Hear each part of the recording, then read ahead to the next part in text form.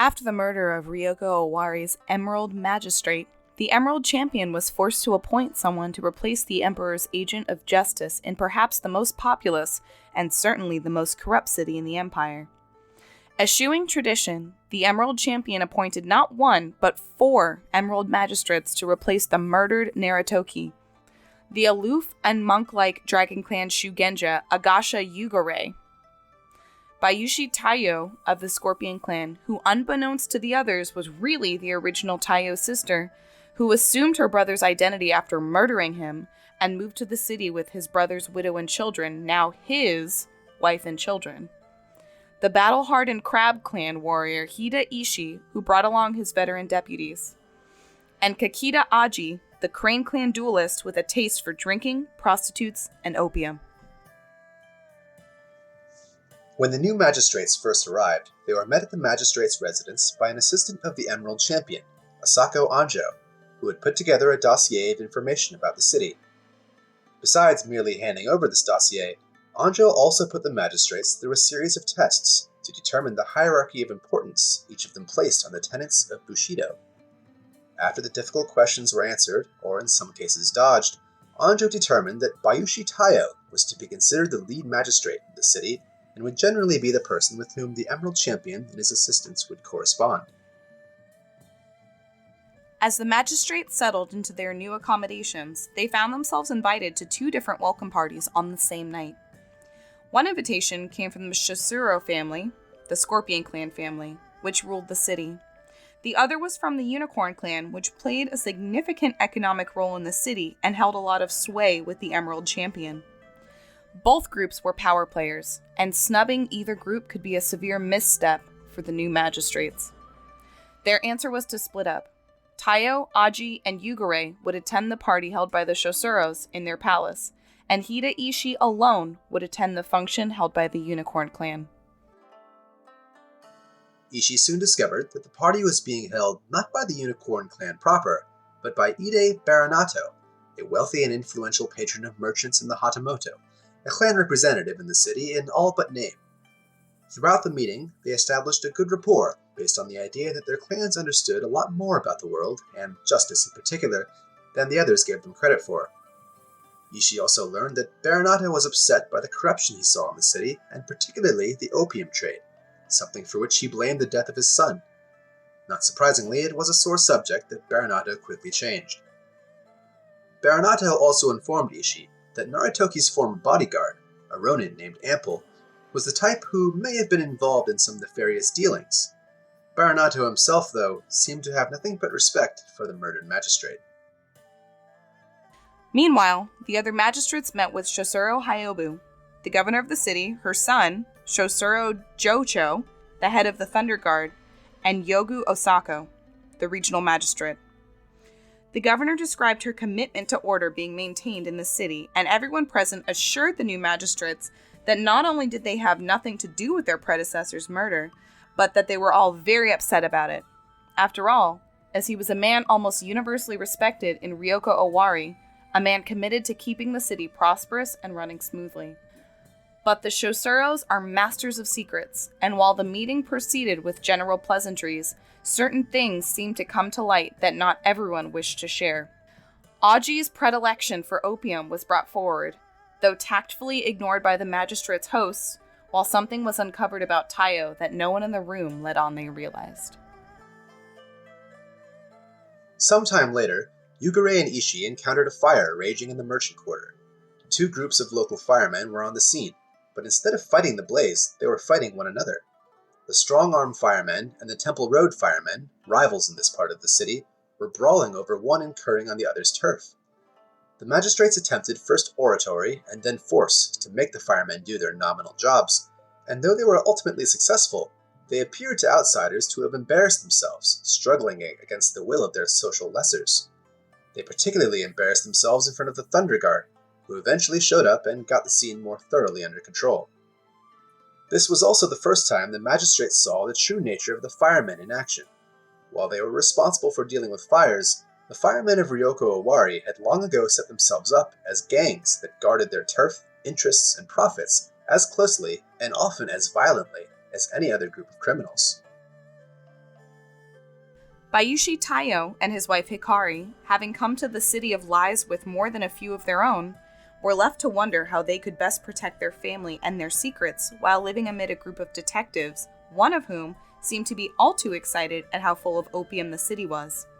Hikari's suggestion was that they move into their own residence, something Taiyo took into consideration. Meanwhile, Aji, true to form, met with a merchant who bribed him with a cask of sake. In return, he provided her with travel papers to the capital to sell her wares, something the merchant suggested was almost standard practice. Looking over the available information in the dossier, the magistrates decided to focus on two major issues: the murder of their predecessor and the bandit Fade whom had been plaguing the city. While Taiyo and Ishii went to speak with Ample, Naritoki's surviving bodyguard, Yugure and Aji headed to a lunar cave in the foothills to the north of the city, which they believed could be a suitable hideout for a group of bandits. Arriving at the cave, after a 15-mile ride from the city, the magistrates made the hike up into the cave to discover that it was empty, at least physically. The beautiful cave with its crystalline formations and hole that let in natural light seemed to have a mysterious air about it. Beseeching the kami, the elemental spirits, Yugure discovered that something dark was happening here, periodically, like the blinking of an eye, something Yugure decided was connected to the phases of the moon, which could be seen through the large hole in the cave ceiling. Meanwhile, Taiyo and Ishii ventured to the fisherman's quarter to meet with a gambler named Lean Meat, who they had heard Ample was currently working for as a bodyguard. He agreed to help them, and to get further info, the magistrates hired Ample as a bodyguard. Afterward, however, their efforts encountered more difficulty.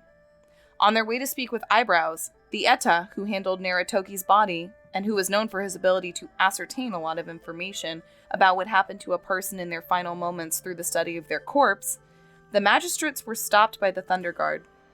Not wanting to scare off Lean Meat, Taiyo and Ishii had declined to wear any symbol of their office.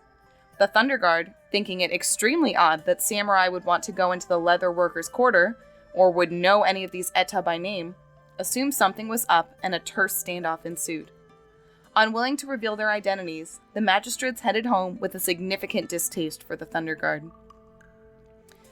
When Eyebrows eventually showed up at their residence, he, with the appropriate demureness befitting his station, explained that Naritoki was killed by a group who seemed to have blinded his bodyguard, lit his carriage on fire, barricaded him in, and stabbed him through the doors. Unfortunately, none of this was new information, as Eyebrows had been consulted when Anjo put his dossier together. The information about the fire, particularly that the carriage seemed to have been doused with something flammable, made the magistrates suspect either firemen or perhaps the mysterious group known as the Ryoko Ninja. Yugare and Aji returned to the city the following day, just in time to see a keg of sake delivered to the magistrate's residence as a gift to Aji. He tried to explain it away, but it rankled his fellow magistrates as they saw through his excuses, and their opinions of him became more suspect. Several days later, Taiyo invited Ishii to dinner with him and his wife. After some polite conversation, Taiyo attempted to gain Ishii's trust. Revealing her true identity and that she replaced her brother after his death, she glossed over the details of her murdering him and asked that Ishii keep her secret. Ishii, always the good soldier, or perhaps as a man who loved his family, agreed to aid his comrade and keep his secret. One of the more important responsibilities of the Emerald Magistrates is collecting imperial taxes. They don't have to go around and argue with merchants themselves, they have tax assessors who are hired for that very role, but they have to make sure things stay safe and things stay honest. The latter, the magistrates of Ryoko Owari were able to do in spades, even impressing Ide Baranato, a man with many friends among the Emerald Magistrates. The former, however, was where they were found wanting. Assessors were assaulted, quarrels with merchants turned into brawls, and bandits flat out plundered some of the tax revenue. What was sent to the capital was sent with teeth gritted in anticipation of the Emerald Champion's disappointment. Things got worse, however, when crowds of peasants, upset about the imperial tax rate, formed a mob outside the walls of the city. Similarly, a mob of angry merchants rallied inside the city, just outside the noble quarter. Governor Hyobu, a woman who made very clear the degree of importance she put on maintaining order in the city, looked to the imperial magistrates to address these complaints about imperial taxes. Unfortunately, here too, they did not rise to the occasion, and in the end they parlayed some of their favor with Governor Hyobu to simply get her to pay off the crowds, something she did through merchants, firemen, and other various go-betweens, allowing the magistrates to see how extensive her influence was. Hoping to meet with each of his colleagues, to build their trust in him, and to find out what makes them tick, Taiyo held yet another dinner, this time with Yugure. Taiyo learned that Yugure did not want his family to move to the city, because he viewed it as too dangerous. However, he worried that while he was away, his sister-in-law would hold too much sway over his family estate, given that she was the widow of his older brother, and that her son had not yet come of age. Taiyo expressed a desire to meet Yugure's family, and even hinted at wedding one of his sons to Yugure's daughter to bring their families closer together. Further, he asked a favor of Yugure that he, as a Shugenja, bless his children to keep them safe in this city that Yugure admitted was very dangerous. As spring turned to fall, something dark seemed to find the household of the Emerald Magistrates. Ishii was awoken by a voice he had heard before. There in his chambers, the Oni which killed his family reached out to him, reminding him of how weak he was by comparison, how he couldn't defend his family, and how he had to run all the way to this city. The demon stood before Ishii, taunting him. Mustering the will to strike at the demon, Ishii grabbed his sword and ran it through, only to realize that in his sleep, or perhaps in delusion, he had killed the butler of the magistrate's residence. Reluctantly, he explained what happened to his colleagues, and Yugure uncovered that something dark was indeed present in the room. But the matter sowed a seed of doubt between Ishii and his colleagues. Soon afterwards, Taiyo did something he had been meaning to do since he arrived in the city: meet with his kinsman, Bayushi Korachika. A wealthy merchant with a license to grow, harvest, and process legal opium, Korachika's influence was matched really only by the heads of the city's other Scorpion clan families. While much of the conversation was niceties, eventually, Taiyo professed his loyalty to their family and clan, and brought up that he could perhaps better do his job if he could keep an ear to the ground.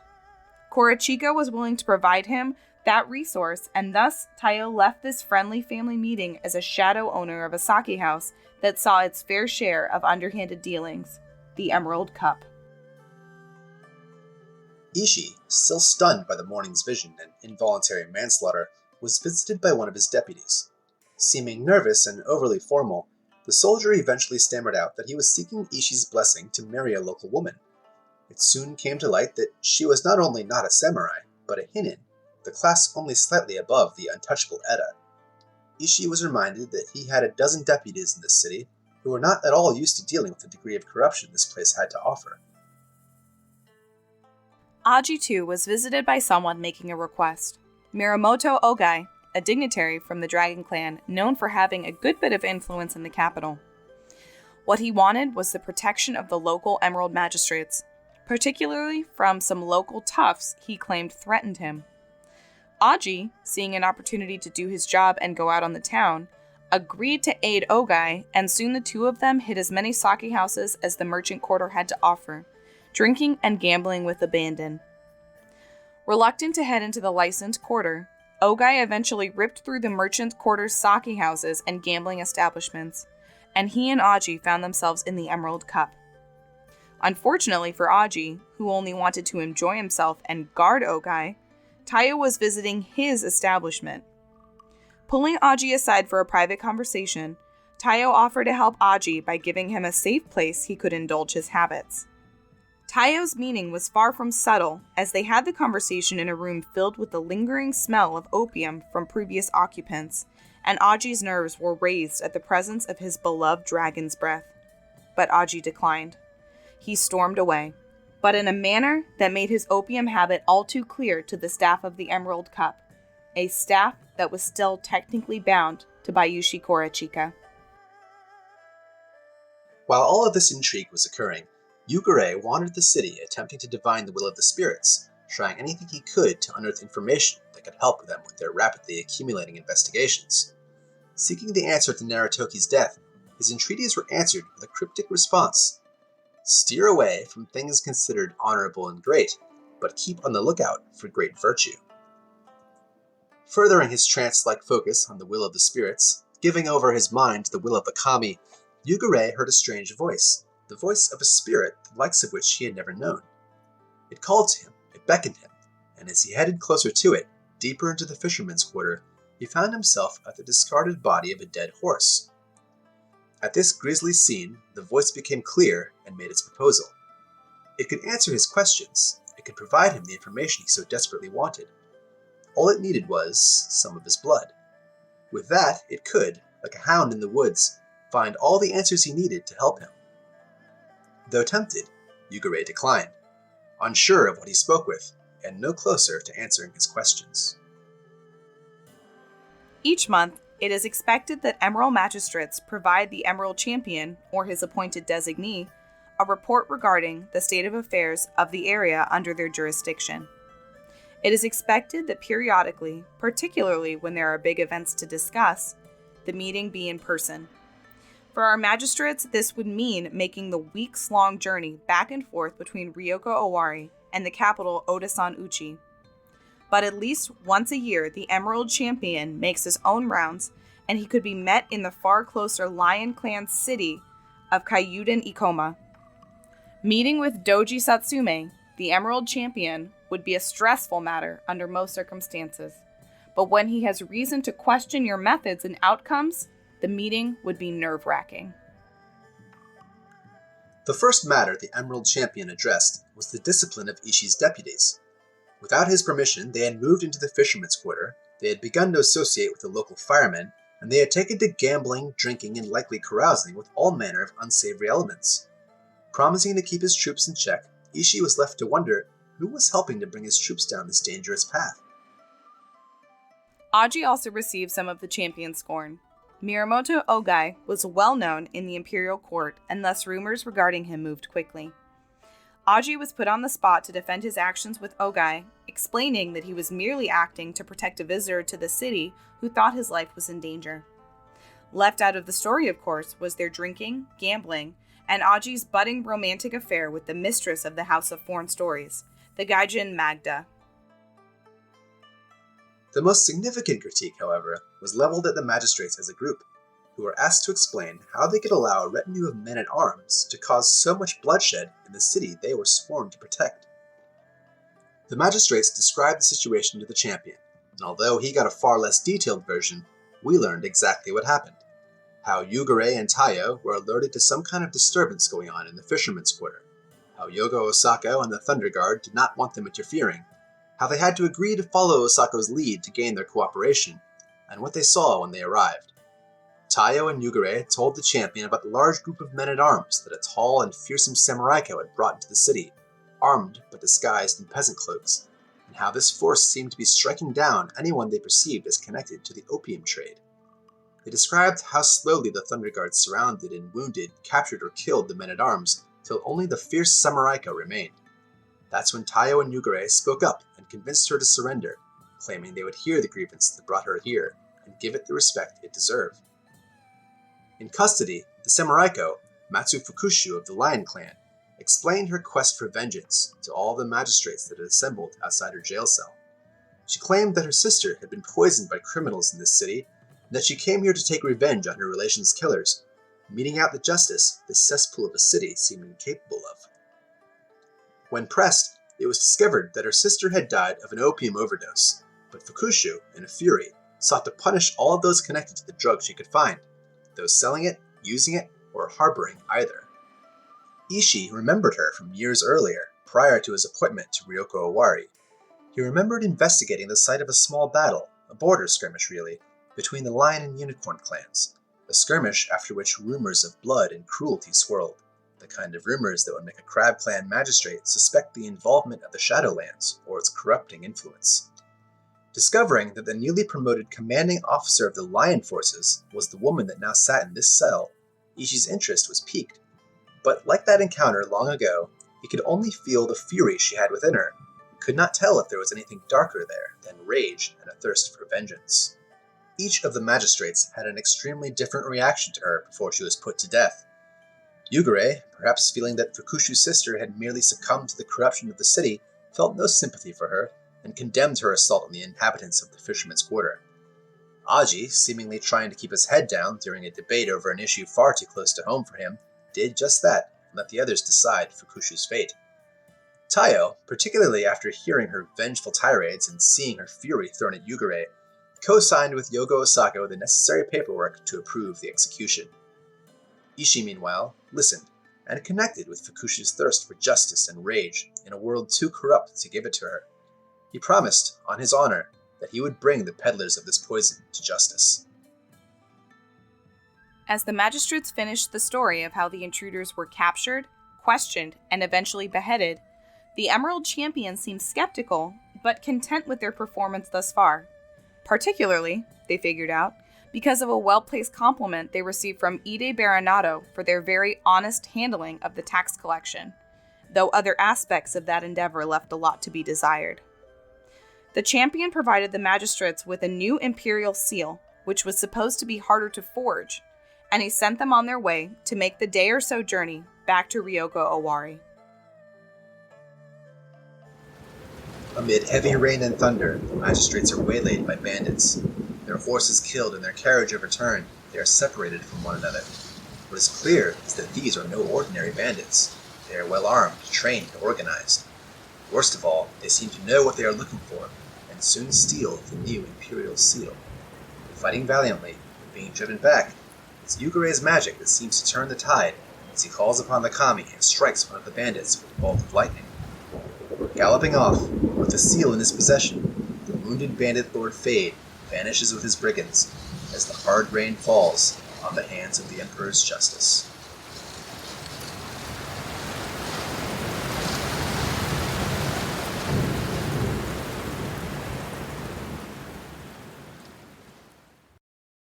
Today, on This American Dice, what happens when your back is against the wall?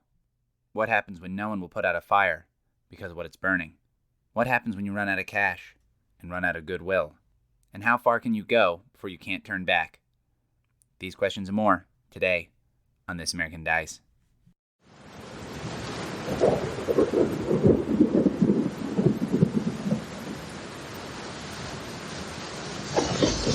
We cut back to you guys, and you two are kind of like crouched near this hillock, and you backed yourselves up kind of in a way that the other people had been kind of firing arrows at you, and we see you guys kind of trapped there, almost behind like some like small rock or like outcropping, where you can kind of like duck behind this a little bit to get some cover from these arrows. And whenever one of you sticks your head out to kind of see what's going on and how's going on out there, yeah, another arrow. Oh, another arrow! Indeed, you do. Yeah, you kind of have to duck back down pretty quickly again. We hop over to you guys who have been at to Yugure and Aji. This is an audio medium. I probably have to reference the names. We hop over to Yugure and Aji, who'd been hiding behind Yugure and Buttons. His servant had been hiding behind a small roadside temple, but now, after Aji killed one of those two bandits, the two of you are standing there in the rain with Buttons. So the three of you are standing there in the rain. So I had entreated the spirits, I vaguely remember, and they informed me of the importance of this thing that we've lost, which is the Emperor's new Stampy guy. So I guess I need to prioritize now. Do we need to regroup, or do I need to head directly for trying to retrieve this thing? Based on my previous spiritual attunement, is the answer that obvious, or should I maybe read the situation again or something like that? So, I mean, you've already got those answers now. It's just the issue of your own prioritization. Yeah, I don't want to have to decide for myself. I want the spirits to tell me the answer. It sounds like then you're letting yourself over to the spirits, and that's a move that you have. That's true. All right, I'll do that. Except for I don't know what they want. But I'll do it. When you give yourself over to the will of the spirits, roll plus blessed. On a 10 plus, I take plus 1 for the scene. On a 7 to 9, I take +1 forward. I don't know what I'm going to do. I can make this move. Does that align with what you were thinking? So if that's what you would like to go for, Okay. how that move works is still very up in the air. I got a 9. You got a 9. So I get +1 forward. As long as I'm giving myself over to the will of the spirits. So you had heard that they are. Oh, so long as you are giving yourself over to the will of the spirits, you do this. So long as you are doing their bidding. Right. Okay. So this isn't like a situation of you are possessed. It's you. So long as you're going along with them, gotcha. You get this bonus. Then. Well, you had already heard from them that they are concerned about the lies and danger that could come about from this being stolen.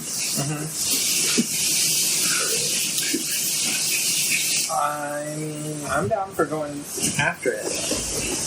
All right. Worried I don't actually know what the spirits want. Well, that's what you got from the last time you checked on them. Okay, so you think I do know that this is what they want. And I want to do that. All right. Do I have any indication of what direction to run? Sure. I mean, you could run back from the direction you had been in when your carriage was overturned in this terrible rain. Okay. All right. I'll say, we need to retrieve the Emperor's sigil. I totally agree. And then I make a break for it. They should just bust out running. They have to chase you. Yes. Pretty much. All right. I follow you. All right. So that sounds like you are. But what about Button? What about? He's coming. Oh. Ooh, interesting. Maybe right. he's coming. So, Cat? oh yeah, Button says, but what of me, master? You serve as you must. Shall I stay here? That's what you hate. Let the spirits guide you. I cannot see the will of the spirits, and certainly not the spirits' will. Perhaps you should wait here until they come to you. All right. And he kind of hunkers down under as close to this thing as he can in the shadow of it, so it's tough to see him. Yeah, and then you guys head back toward that carriage. Yeah.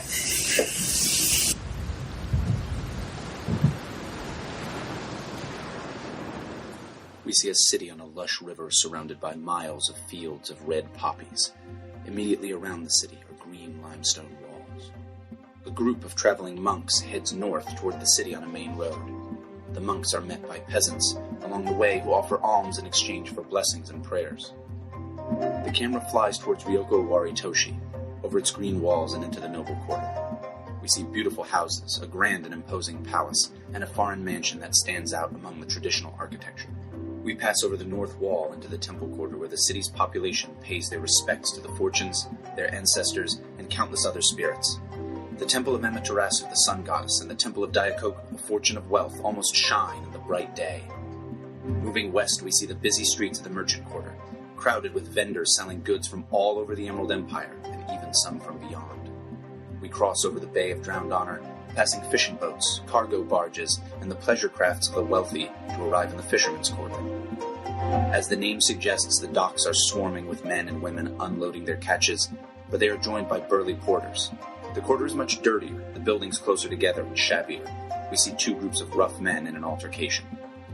We head south, swiftly passing over the flat gray leatherworkers' quarter, the home of the Eta, the Untouchables. The only building that stands out is the city's crematorium, which belches forth thick, black smoke. When we arrive back at the river, we slowly float southeast to the licensed quarter. Calmly lit in the twilight glow of hanging lanterns, we see samurai patronizing fine sake and geisha houses. We see a man in a basket hat approach an open door as he is beckoned in by a beautiful geisha. And once inside, he removes his hat to reveal he was the monk from the beginning. Closing the door, the geisha looks at the camera and mouths, "Secrets." Ryoko Owari, City of Lies. Executive Producer, Jessica HBO.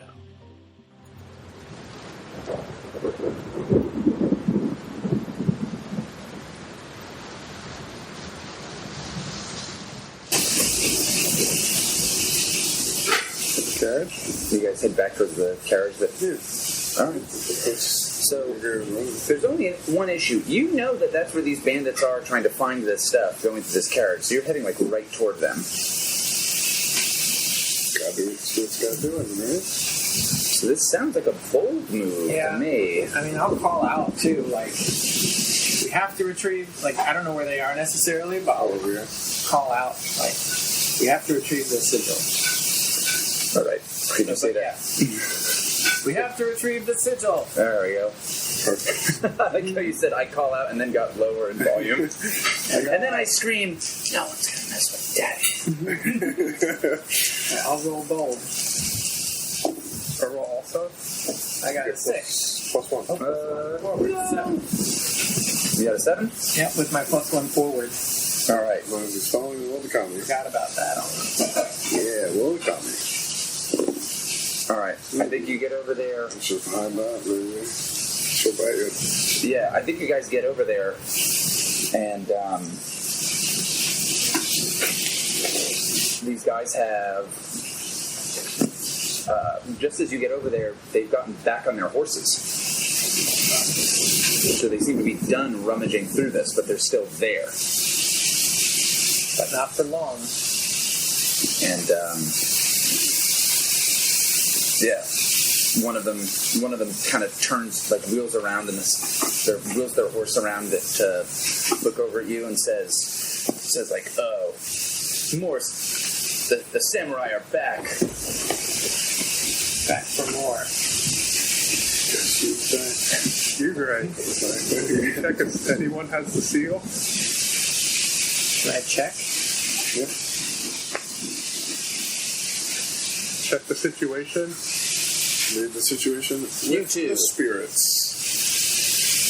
Yeah, I kind of do have like a. So I'll say that there are 4 of them. 4? Mm-hmm. That have been like searching around here and hopped back on these horses. Just that you have better investigation stuff. There's one who's all of them for the most part are just wearing masks and wearing kind of like light armor. They don't seem to be wearing any kind of like sigil or insignia at all. The stuff that they have on isn't matching in any capacity. The one thing that they do have is they have spears, specifically those Naganatas from the Thunder Guard.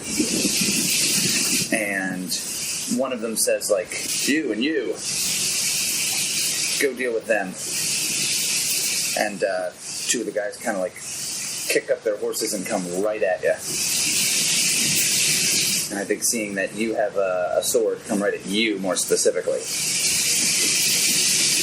I don't think I could handle them out behind a horse. If only we had someone who could tackle a horse. Yes. Would they come slowly at you? I don't think so. I think they'll charge after kind of one after each of you. That's why 2 of them were involved in this. Makes sense. They know that you guys are. So it sounds like you need to make a bold roll to evade their attack. Roll the game. To defy danger? Mm-hmm. I got an 8. 8 isn't bad. 5. And a 5 is bad. Cool. I'll mark XP. Yeah. 6 That for triggers a new power. Now, So you are going to suffer 2 harm, Ugare. that's a lot. As I think you receive like a glancing blow from one of these spears, but like maybe the horse, I think also just bowls you over, like severely, like concussively hitting you. When you blow a bold roll, you get blowed over. Mm-hmm. Yeah, horse blow is pretty good. Yeah, can't be beat. Mm-hmm. Yes, indeed. All right, you in the meanwhile. My mutant powers got activated. Yeah, that's good. You got spells now or something? Have a more It's a more combative. have a more nuanced situation. Dramatic time to debut that.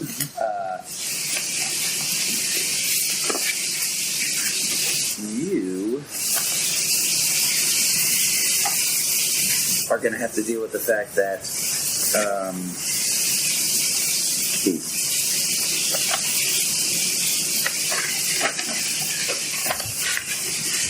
you can try to figure out more of what's going on right now, but you're going to have to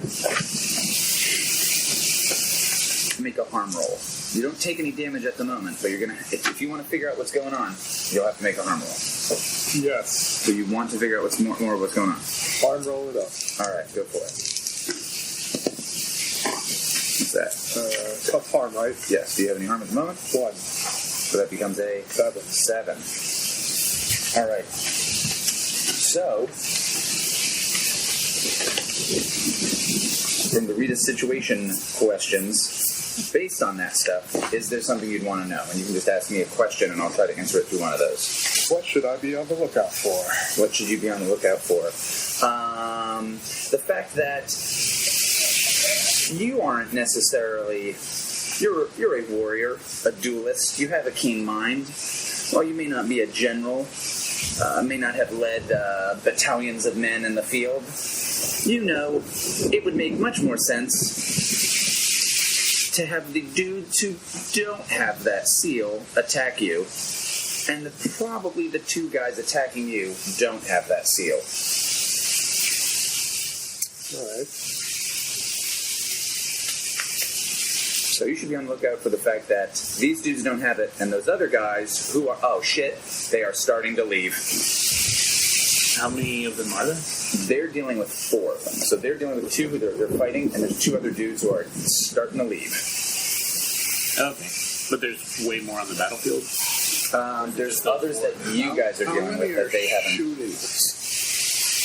There's others that they aren't dealing with at the present.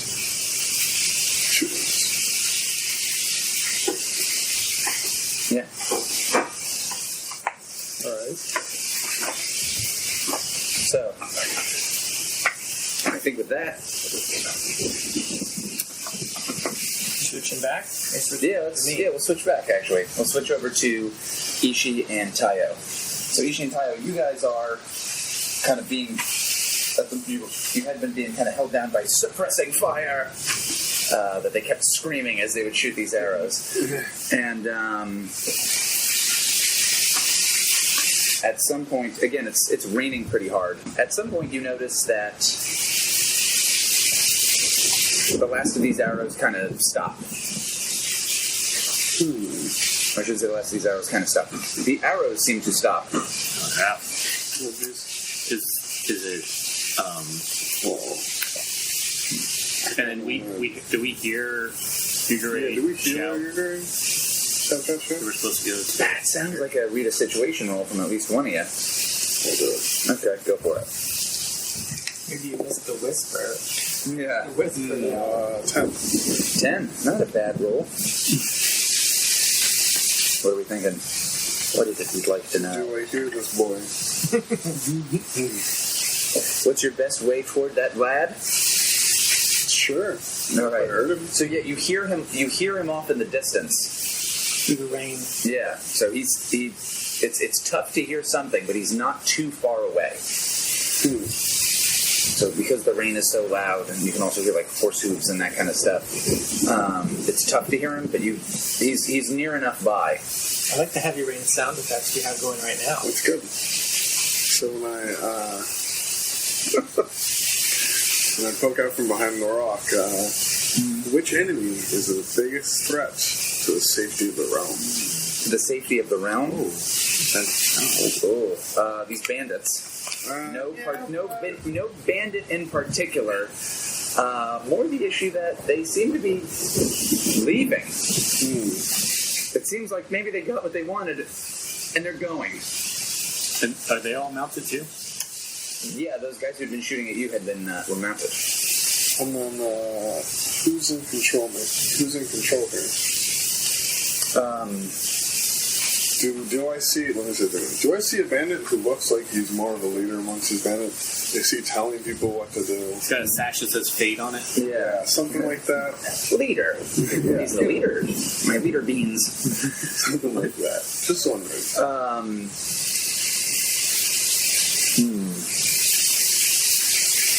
Also, you do see you do see kind of a one bandit kind of like who's ridden ahead and is kind of like rallying people to come that way, and then they're riding away. How many are there? The group that you see that are all mounted, you don't see any on foot. The group that you see that are all mounted have to number 10. Well, do you think a large bow so that I can shoot the man who's edging other people on? I think that'll be tough to argue that you have that ready and with you right now. I have a horse bow. That you'd have with you in this carriage. Why wouldn't I? When we're heading out of town, why would I not have my weapons and also my horse with me? I think you got to make a bold roll to get that thing. I'll make a bold roll. All right. I think all of our horses are dead though, but you can This use is true. it. It's the kind of you could use it on foot. It just wouldn't make sense to be like, I have all these. I thought about that when you were like, I have this Nodachi. I'm like, would you have this in this carriage? Yeah, I don't have four weapons. No, I do not have it. All right, so you've got it. I think you have it somewhere strapped to the back of the thing, and you get it. And by the time you string it, and you look for your arrows, and they're busted, and you pull one out of the dead horse, and you go to do it, and you're like, fuck, too far away. All right, that's acceptable. Sad but acceptable. What's the plan? At this point, well, we don't have any. So these dudes are, once you're able to get over there, you can certainly see these guys. And Are I think they still being attacked? I think these two bandits, after they kind of like have attacked you, oh, that's a thing. That leader is gone, but there are two guys who have, after the one kind of hits you, and the other one, you suffered a harm, but you figure out more of what's going on, they kind of turn to leave. He was gone? I thought he was still leaving. He's pretty much gone by the time I run over and get my bow and everything. Well, I was going to use my new move, hopefully on the leader, but I guess I kind of was in this conflict with this other guy for a little too long. But coming out of it with 2 harm, it's triggered an existential crisis. I'm now willing. Do I want to be a theater major? I'm willing to ask the Kami for something I've never asked them for before. Oh, Kami, strike down my foe. Yeah, I want to use this move. New move. I just got it with XP. Sure. So, I guess the guy. They're all turning to leave now. The two that attacked you are certainly close enough to maybe do something that's some kind of projectile thing. Okay. It's a hand. I guess that's like a weapon tag. It says it's damage the foes like a weapon. 2 harm, hand loud. Does that mean melee range? Let me remove these. I think so. I think it's like a sword. Yeah. So katana is hand. So yeah. So are they out of range of that? Yeah. What? Read it again. When you're in physical conflict and call on the divine powers to harm your enemy, roll plus bless. The attack will damage your foe like a weapon. 2 harm, hand loud. And then, depending on how I roll, I get to choose some of the options. And some of the options do affect the range of it. Yeah, so if you want to roll that, but at the moment the range will be, you gotta boost that range for sure. So I'll have to hit to... Because your eyes are glowing or something. Yeah. Or is it more subtle than that? No, I'm good with that. That sounds good. Ooh, 7. 7. Just barely. Alright. So I'll choose... I guess one of the options is close/far, so I guess I would choose far. It's Or I can choose area. close/far pretty much means like, oh, this can hit somebody at range. Okay. Because that's what the bow has. 4/4. Think it's too far? The leader is not. Yeah, the leader. Not the running other people. Try to get that, like, not quite leader, but second guy. Like, ignore the two who attacked us. You said there was, like, a leader, and then, like, another guy, and then them two? Wait. Or is the I think leader- that guy's gone with the leader. You haven't discerned any person as a leader at all. Okay. Per se.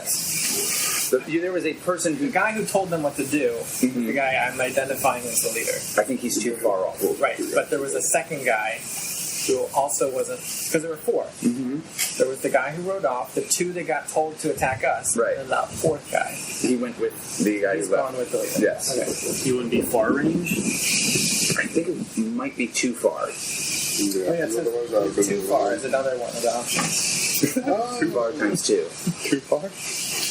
No, that's just the Spanish version of this game. Alright, so I guess I just tag one of them. The two guys closest to us? 2 harm, I guess, I don't know the rules. 2 harm doesn't sound like a ton. It's the same as a spear. Yeah, I assume like Luke's have like 3. If it's like Apocalypse World, Yeah, they have like half. Are they going to have, like, armor also? We just have the supernatural. Yeah, you don't even give a shit. Well, one of the options is armor piercing. Oh, then never mind. That's weird. It should just be supernatural. Okay. Who you going? It can hit. So the option is close/far. Yeah, so it's in range, bow range. I can choose 2. So, yeah, I'll have to choose close/far. Okay. I think since your thing is a supernatural thing as opposed to like an arrow that might be affected even by like the wind in the same capacity. Maybe you can hit that dude that issued told those guys to attack you. Ooh, hit him. Alright. Get him good. Well, so I'll grab that, and I guess non-lethal, just because we want to get him. Nice. Ooh. I wanted to say that out loud, but I'm like, yeah. You get to choose one also. Oh, jeez. What if we hit the two guys closest to us and get So- the horses? So you choose So mine. 7 and 9, you choose 2, and the MC Fine. chooses 1. So non-lethal and close/far.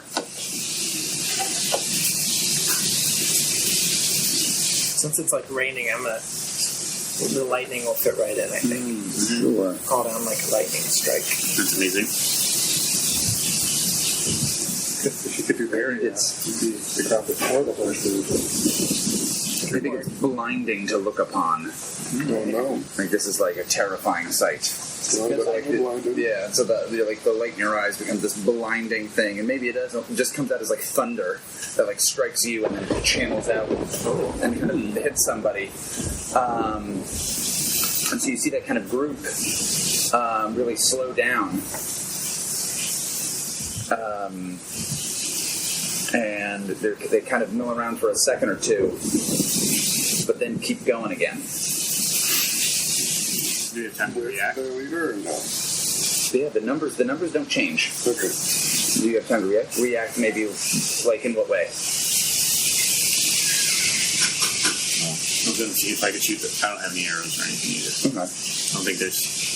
Just like every L5R game, range is the superior thing to do.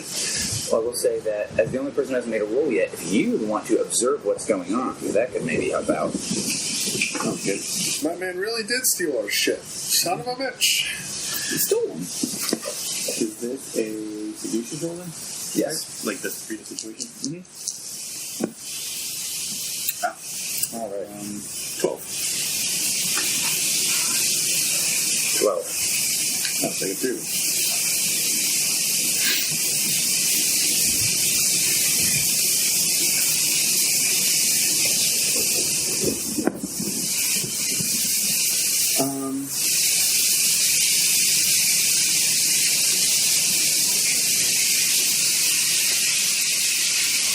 What's the best way in there?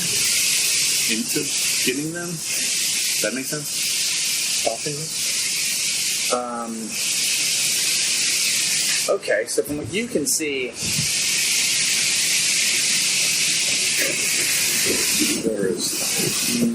Let me see if I can rephrase that. How do I find where they're going? Yeah, I mean, that's what I was trying to ask, but... Yeah, just don't know how we find out. Maybe what's my enemy's true position? Enemy's true position. Okay. You realize that while there has to have been somebody that tipped them off. There's no way that this was a trap. There has to have been somebody who knew what was going on who tipped them off. Somebody who would have known about your trip to go see Doji Setsume, who would have known about maybe this important cargo kind of come with you, because after all, they didn't try to kill you.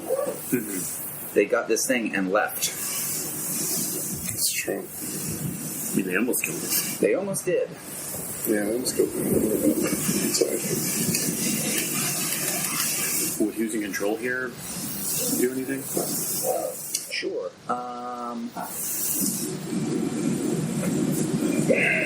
There seems to be a loyalty to among one another, and so either this, if these are Fade's men, which you're fairly positive that is exactly what's going on. Oh, did I hear them talk or give orders or anything? Oh, yeah, You two heard them very little, but I'll say what you heard. A lot of it sounded like gruff, some of it peasant talk. No fucking peasants. But very samurai peasants. They seem to have at least a loyalty to one another, and you can kind of look off on one of the things. And that person who was hit by that lightning does seem badly hurt, and two other horsemen seem to be riding with him, supporting him. So whereas if there's on horses, right? They all are. Yes, they're all mounted. So there's no way we could. Are they going slow enough that we could catch up? No. Okay. So, but I see. They like him. They're helping him. Well, he needs the help. Yeah. So it seems like that person was hurt, but either that person has inspired these people enough to do that, or these are not kind of the traditional bandits that would be uh-oh, that person's dead, leave him here, we got the loot, let's go. Okay. What should I be on the lookout for, I guess? It's going to be a lot of, in the coming time, travel papers are going to be an issue, and checking travel papers are going to be a serious thing, because theoretically now an imperial stamp is gone. I should be on the lookout for that?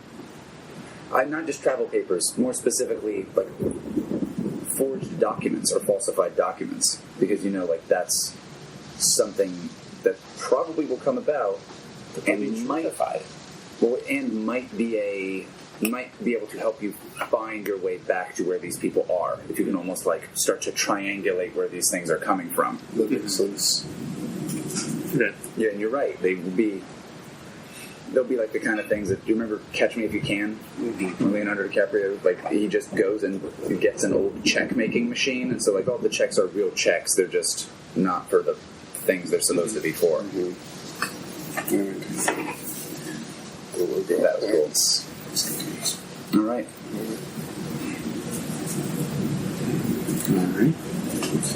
Well, that went poorly. Yeah. Our shit's gone. We didn't even kill everybody. I killed the person. Oh, I also killed a man. And are they Not these enough. two totally dead? Oh, yes. Well, they're quite dead. Do they? One was crushed by a horse, the other man had his head cut off. All right. Is the severed head? Does it? Can you tell the nationality or the clan nationality? The clan nationality? No, it has a rough, scruffy looking beard. Makes me feel like these are not here. Yeah. Can you tell? So, in regard to physical appearance, there aren't Unicorn are a Arabian kind of thing. Some people are, not everybody. Not all of them. Okay. Right. So some folks are. Sorry, man.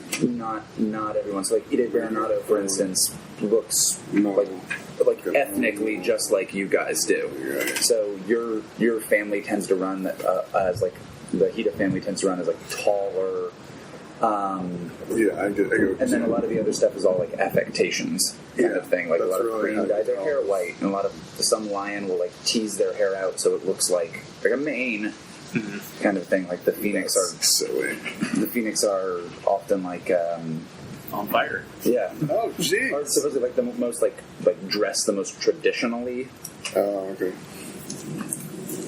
Scorpions wear masks. Without getting into the gross dead body, is there anything that either of them are like carrying or anything? Well, they definitely have those naganatas that are from the Thunder Guard, for sure.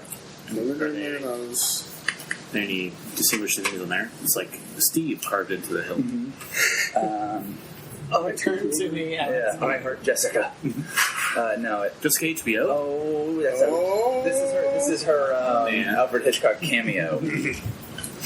Rosebud. Yeah. No. Wow, that's jeez. Okay. Oh, we fucked up.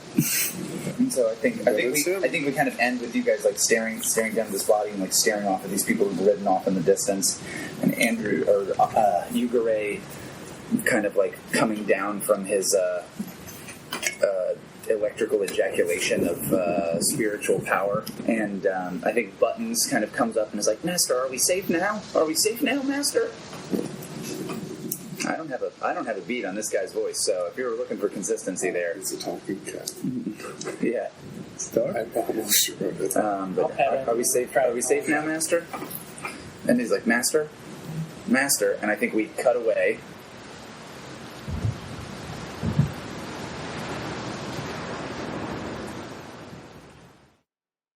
We cut to like kind of your face again, kind of still staring off, and you hear that same like voice saying "Master," but in a much calmer tone, and say like, "Another message has arrived for you."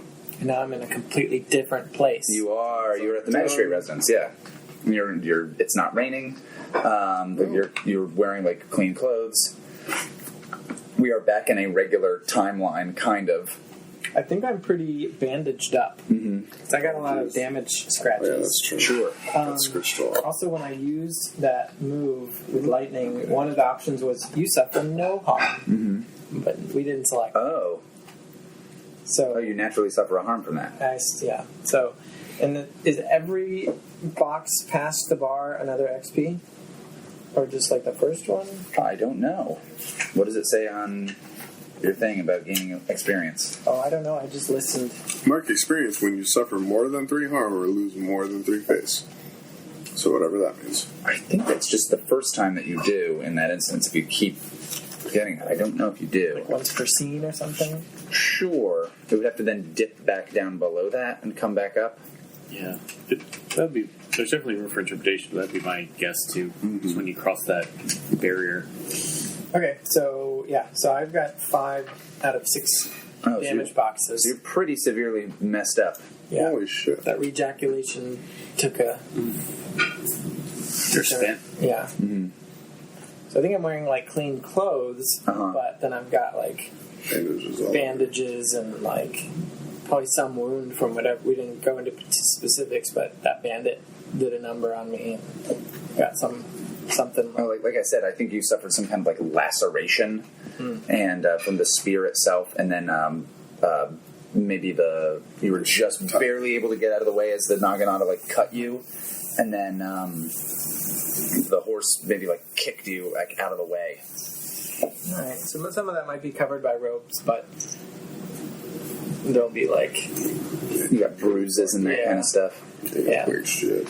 Sounds like you need some opium for that pain. All right. So, Master, another message for you.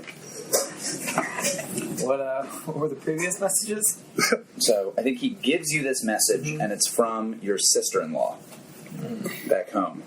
And this is only the latest in a series of messages the two of you have been sending back and forth over the course of the last month. Okay. So I think we kind of go into this montage of like the two of you in different spots reading letters back and forth in response to one another over this time, with little different cues in the back, like time is passing and catching back up to where we are. Okay. And yeah, so the initial message that she had sent you, which was I hope you're doing well. Your wife and your children are doing just fine here.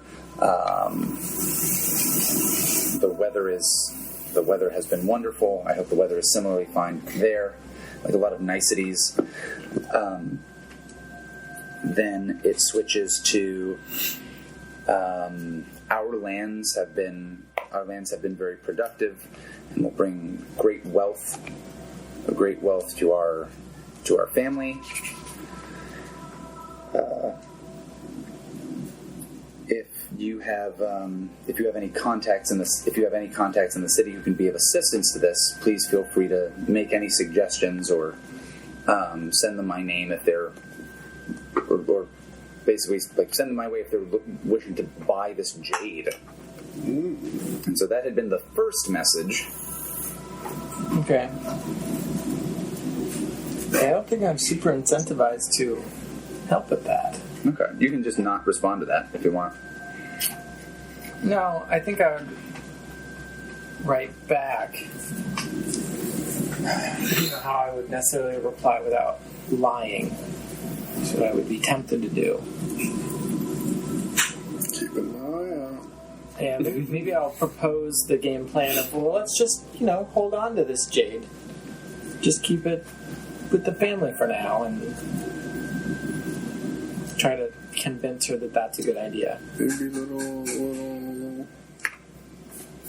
And we don't need to sell it. Maybe little Ike will learn how to make little jade amulets or something. Yeah, or take maybe almost a monastic approach and say, well, let's live off as little as possible. We sell only what's needed to maintain. We don't need to build wealth. We can just sell as little as possible to survive. And she'll say, she says, "Oh, I appreciate your." And then another response back, "I appreciate your wise words, and I'm making sure that we're selling what needs to be sold for the upkeep of the family, given the attack by the bandits and the loss of my husband and your dear brother and father. We've times financially are less secure than they had been in the past, and I want to make sure that our family remains safe." She says, "If you could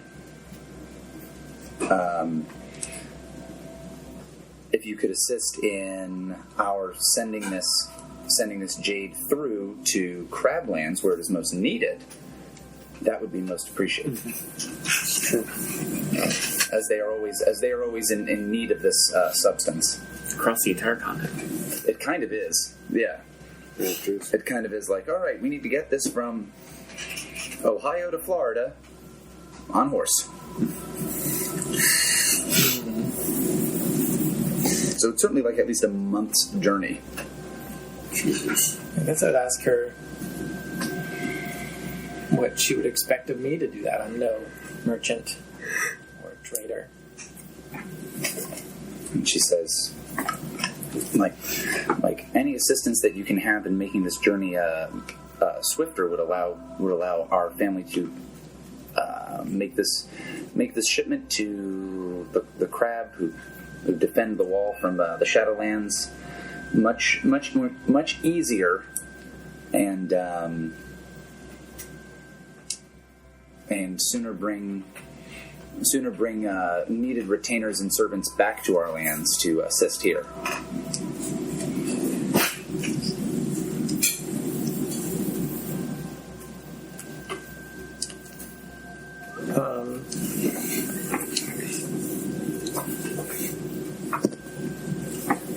I don't know how to expedite that. She just expects me to figure something out? Could invent a car, maybe? Ooh, that's a good idea. Well, that stamp would have been helpful. Ah, damn. Oh, sure. Would it? Not even something I would have thought of. But yeah, I guess I'll say I'll look into it and let her know if I find anything. Okay. So then under the next letter, she's more clear. She says like use of the emperor's roads and safe travel papers would be most useful for our servants to make this trip safely, but also ensure that they come back here to serve at home as quickly as possible. I will look into it and see what I can do. Like the stone wafer. And sure. All right. Just okay. Put that away. Sent that letter. So then the most recent letter that has just arrived says that your wife is interested in coming to visit you, and sending her down alone would be dangerous, but sending her with like a retinue of these servants as part of this kind of caravan would be much safer, and with your help could be expedited.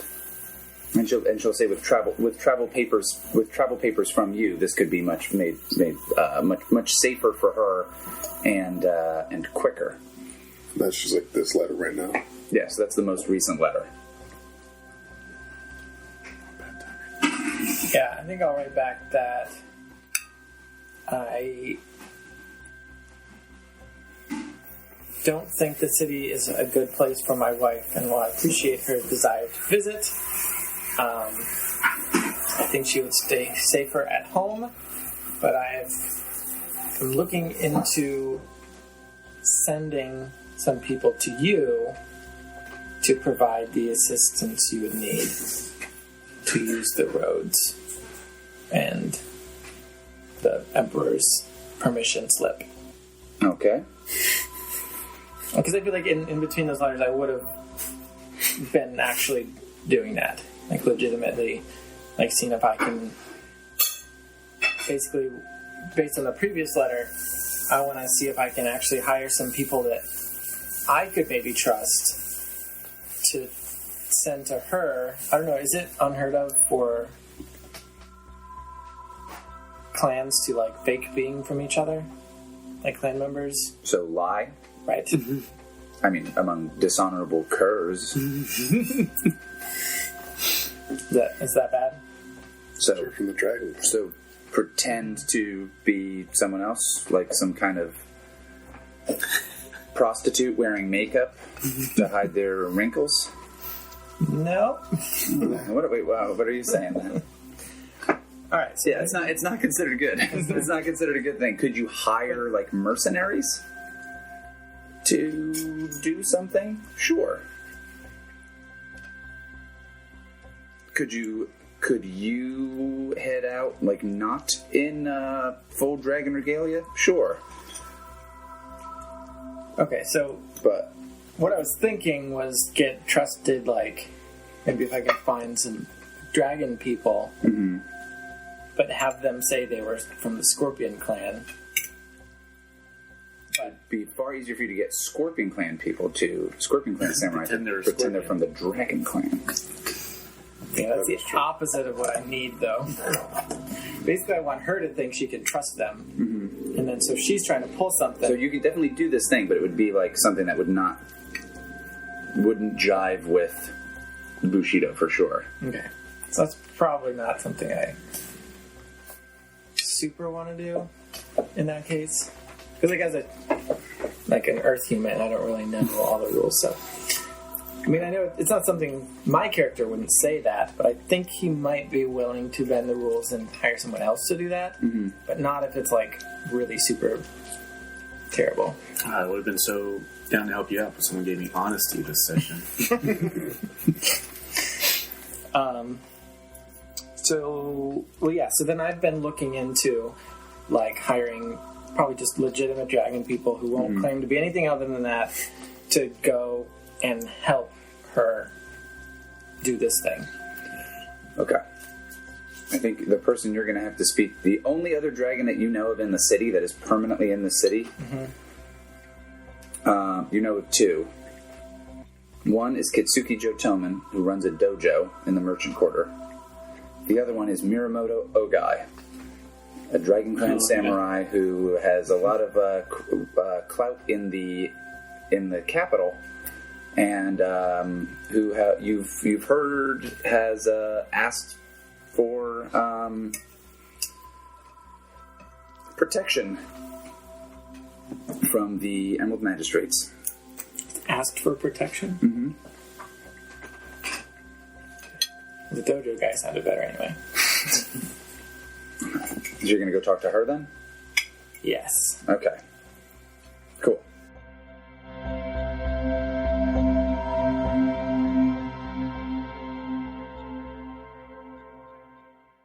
Ishi, I think you're kind of doing probably going back by that kind of flop house area where some of your men had been staying.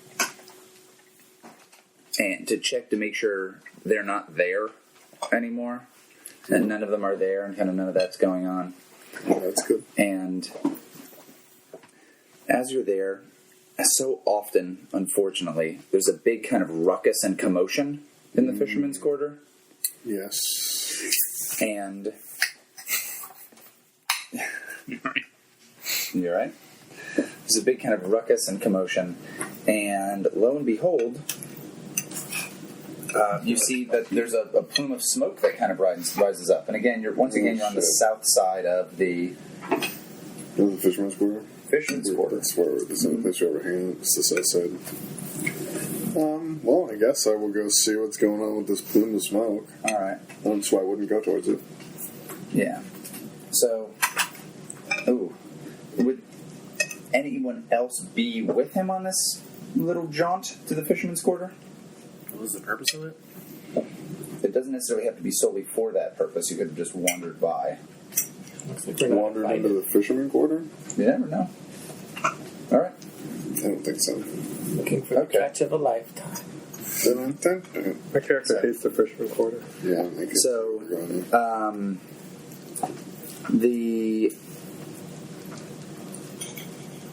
by the time you get there, there's a significant fire in the...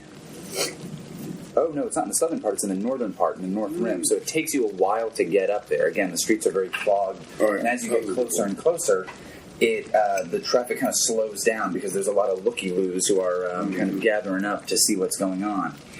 And so it takes you a good amount of time. So this plume of smoke is probably visible from all over the city by the time you get over there. And when you arrive on the scene, you see a lot of firemen, kind of these big burly guys, and a lot of them have these kind of horns. You've been here enough to know that these are the Moment's Edge firemen. And yeah, like a little bugle to be like, there's a fire over there. But not horns like, I'm Satan. No. I see now. I think each time I've described them, I think we had been like, what? Wait. Yeah. They're all dressed as sexy devils. Okay. Just need to be sure. Yeah.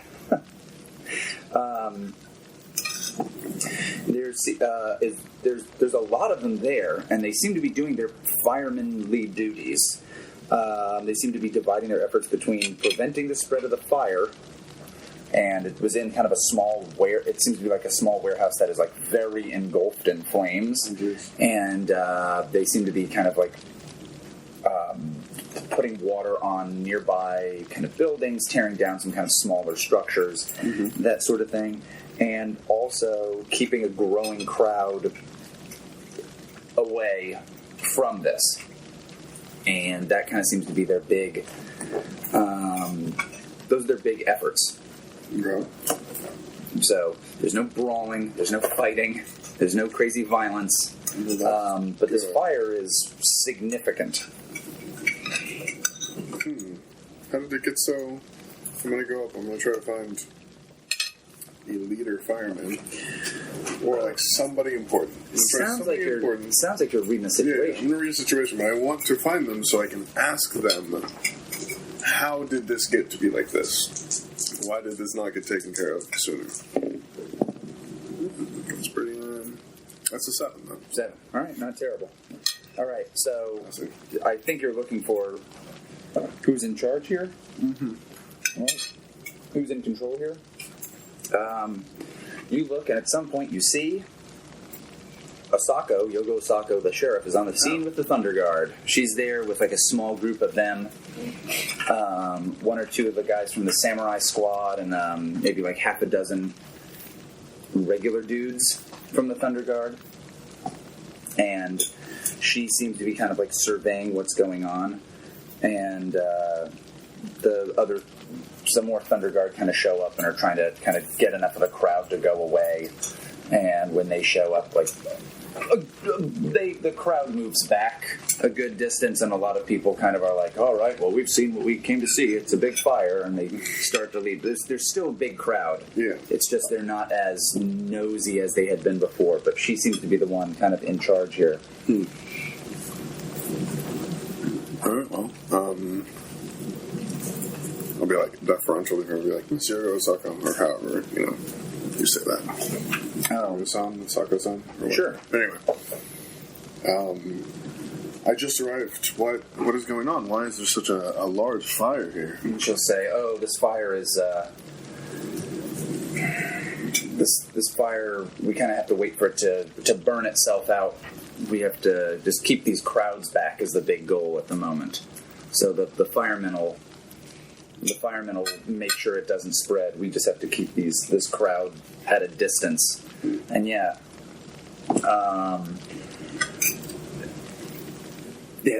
there's a lot of smoke, and also it doesn't smell the way a building fire should smell. Huh.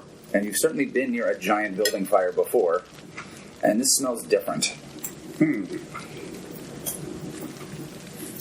you know what kind of warehouse is that? What were they storing there? And she goes, "Oh, this was a warehouse full of opium.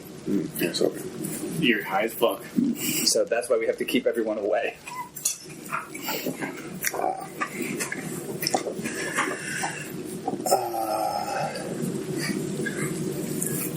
Is the Scorpion, whichever family is there, are they like the people who really sell opium, or is it kind of like anybody? You know, as an Emerald Magistrate, that the Scorpion clan has the licensure to harvest and produce legal opium. So I'm going to ask her: is this a warehouse of? She's like, "Oh no, these were criminals." Oh. Well, they were criminals. Are they part of a gang, or just an outfit that's? She's like, "No, and they're not connected to. They're not. There don't seem to be. They seem to be some kind of small group that had been processing opium right here in this warehouse. So,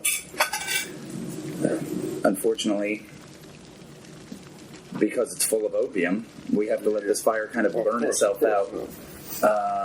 And then afterwards, once it's cleared enough, we can kind of put out the embers and clean the situation up. But right now, our main goal is to just keep these people at bay. Otherwise, we'd be able to put this fire out." Well, of course, that makes sense. One more question: do you know who they would be selling their opium to? Do you know of any disreputable sake houses around here that deal in that sort of illegal opium? She's like, I can't think of any. I think she'll just say, I'm sure whoever was running this warehouse would know something like that.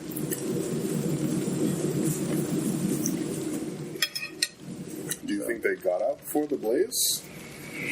She'll say, I honestly can't say. We haven't seen anybody come back in. All right.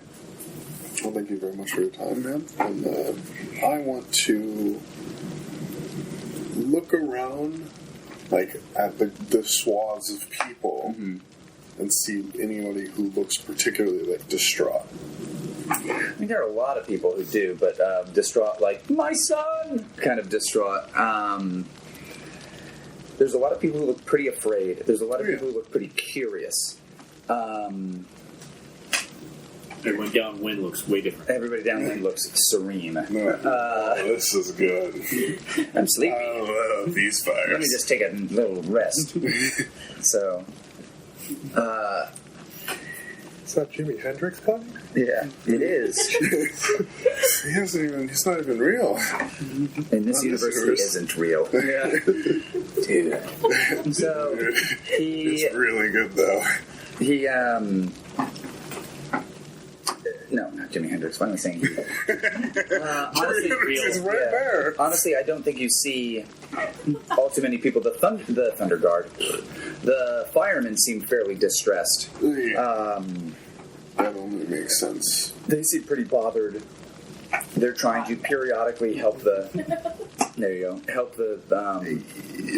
They're periodically trying to help the Thunder Guard kind of like keep the Citizens at bay. the citizens at bay. The issue is their authority isn't based on like, well, I've got this badge, get back, I'm an officer of the law. It's instead like, I'll punch you in the face if you don't get out of here, kind of a thing. So like periodically they'll threaten people to leave. Stab someone as an example. Yeah, look at that guy. He didn't go. Not quite to that degree, but their thing is much more like yelling at people till they leave. They are, like I said, they have done an okay job of making sure that it doesn't spread. Some embers have flown up onto like a roof nearby, and some of them will try to like kind of scatter up there and like put out the fire either by putting water on it or sand on it or something like that, or using like a cloth or something like that to kind of smother it. And so they seem to be engaged in that, but they seem fairly distressed in this situation.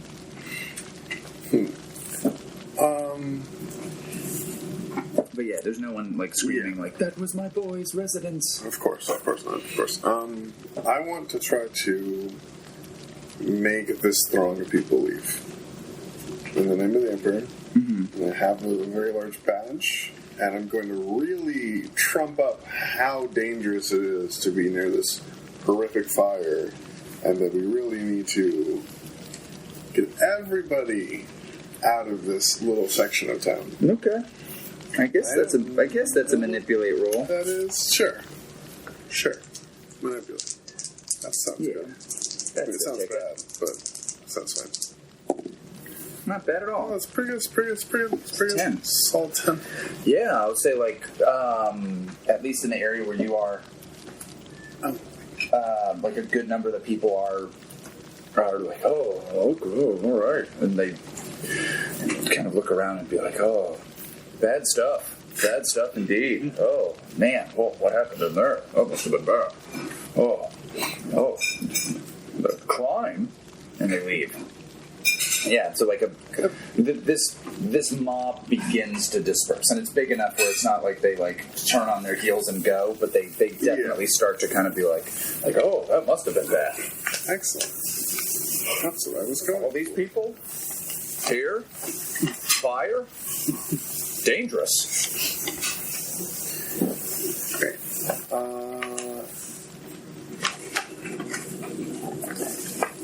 I'm not sure else what I would do at this very moment, because, it's a giant fire and not really a whole lot to investigate, other than possibly at like a later time come back and go to sake houses around, like close by to this warehouse. Okay, that sounds good. Question them, but probably at like a later date.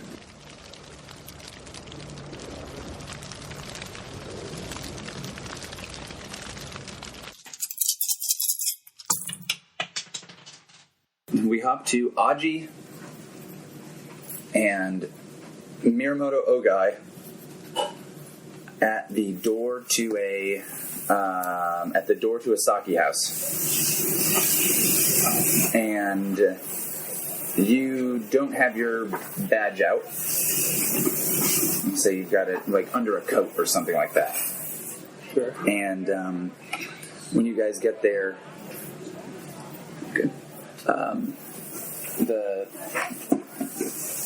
The kind of the host or whoever kind of sees Ogai and is like, "Oh, I'm sorry, we can't accommodate you tonight." And Ogai's like, "What do you mean? I come here to enjoy your fine establishment, and this is how you treat me?" And they're like, "Oh, yeah, we can't help you. We can't accommodate you." No, that's we're just not equipped for someone of your of your stature and someone of your importance. Perhaps if you gave us more time, and you can pretty easily tell, like he keeps asking and keeps being like, what is the meaning of this? How dare you? And kind of getting more offended. And the person is just kind of not cool with you guys coming in. All right. I try to calm all the way down. And he's like, by the fortunes, I've never been treated so disrespectfully. Each day is another affront. That's not very courteous of them. Oh, indeed. Here. Let me handle this. Stay here while I go speak to this person. And I go to the person. I show that I'm an Emerald Magistrate. And I ask him, so, what did he do last time he was here? And they're like, oh, and they kind of like demur substantially, and they're like, oh, we just know him to be a man who does not pay any of his debts, and I hear that he's done this to quite a few establishments. And I think you've been here before, and it happened before, perhaps. And he said he would just be back the next night, and now they're kind of like, no. And he is, and we hear that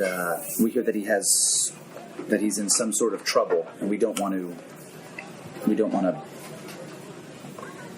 get involved in any of that. Is that the worst of his crimes?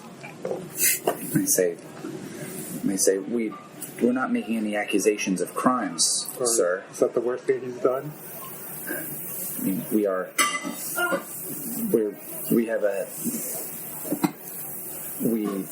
have a house that needs to be kept up, and if he's not willing to pay his bills, then we can't keep up our house. All right. I just want to make sure there wasn't anything other than him not paying. Then I'll assure them that I will take care of this. Like, oh, well, thank you. I turn around, let's go back to Ogai. And he's like, well, I'm sure we can find some nicer place. The place in the teardrop quarter, in the license quarter where we had gone earlier. Not sure on the timeline right now. Where we had gone earlier, perhaps that would be a place where we would be more welcome, as it seems you know the management. Do. I would also like to go back there. Let's head on over. That's my favorite excellent. place. And he's like, yeah, he's down. So we kind of like fast forward to you guys getting over there. You kind of inside the House of Farm Stories, and they'll kind of let you in, and you guys have a room kind of to yourselves. Someone comes in and is playing like an instrument for you, and the woman comes in and is playing. What is it? Abiwa. Jinako was her name. Abiwa. That kind of like looks like a banjo guitar, and she. What's it called, man? Like Samson or ukulele. Samson sounds right. So, but she. Son of Samson. Brother of guitar. Is playing this, and kind of you guys have drinks, and maybe there's another servant in the room who's kind of brought you guys drinks and food, and Narutoka's like a wonderful. That's the thing I'm talking about. Samson. All right, Samson it is. So this is a wonderful establishment. So peaceful, so serene, of the highest quality. I appreciate it greatly. Oh, you're welcome. Let's see.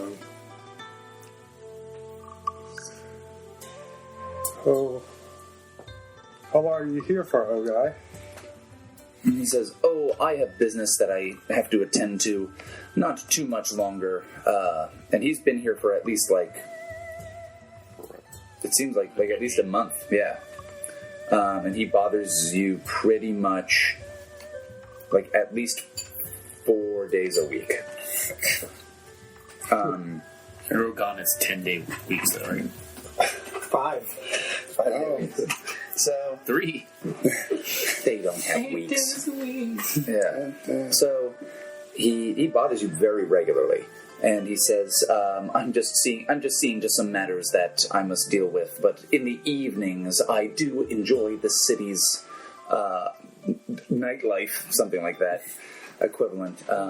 It's just that there are some who simply don't know how to treat a man of standing. That's, again, why I appreciate you as a man of culture and as a man who enjoys the finer things in life. You understand the plight which I must endure here on the frontiers of our great empire. Who is this guy? You should have asked him. He was the other dragon. Yeah. Son of a bitch. Yes, I think I can relate to some of those issues. Mm-hmm. Oh. But some of these establishments are saying that you haven't been paying them. And he says, there have been times where I've been affronted, absolutely. And I won't sit and be insulted by my lessers, and told to drink down, drink from a sewer and pay for it as if it was fine wine. Surely the money is not even an issue for you. Why not just pay them? Just don't come back. And sounds like you're reading this guy. Yeah, sure. All right. There we go. Awesome. 10 indeed. Basically, how could I get him to pay all the businesses he gypped? Oh, he does not have that money anymore. He lost all that money gambling. All right. Yeah, so he'll basically say like, oh, I have some more business dealings to take care of that perhaps afterwards I can he'll say send some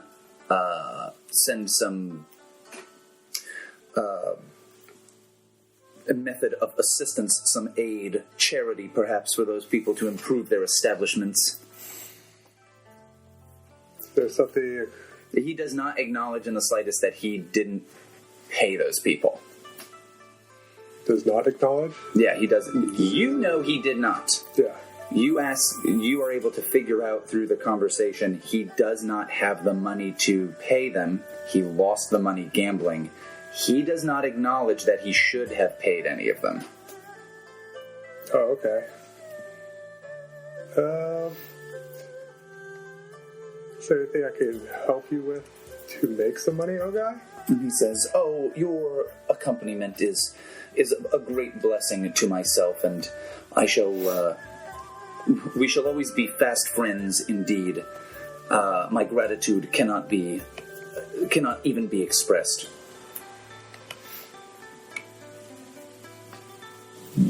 So, can you tell me about... Unless you're asking, what does he want you to do?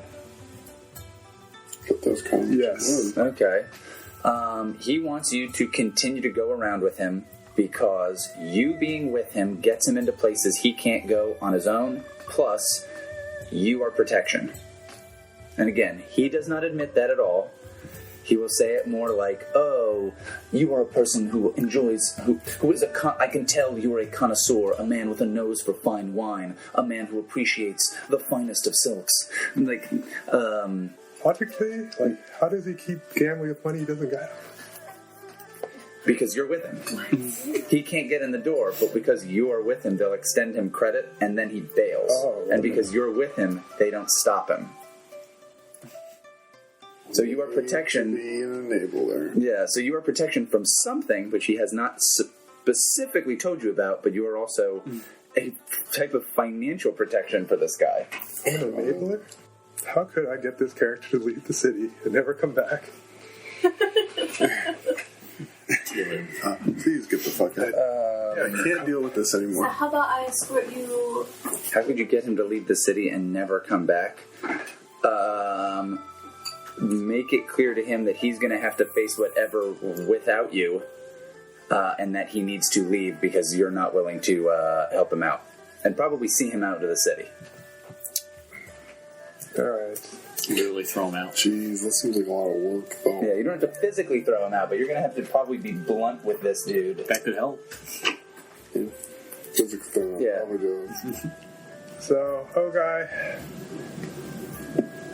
these businesses, as an Emerald Magistrate, I must keep the peace within the city, and I need you to pay these businesses what you owe them, or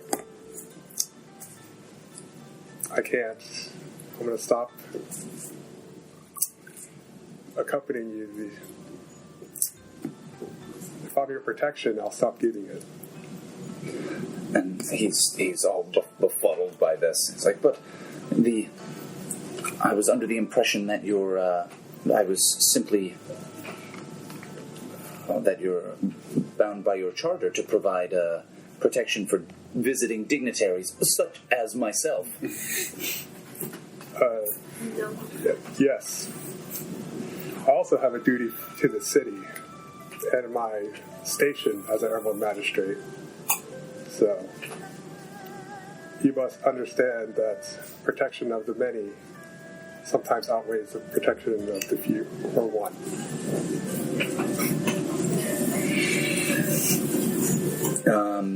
Turns on the spot. I think you're manipulating this guy. Yeah. What is this? Okay, elegance. Mm-hmm.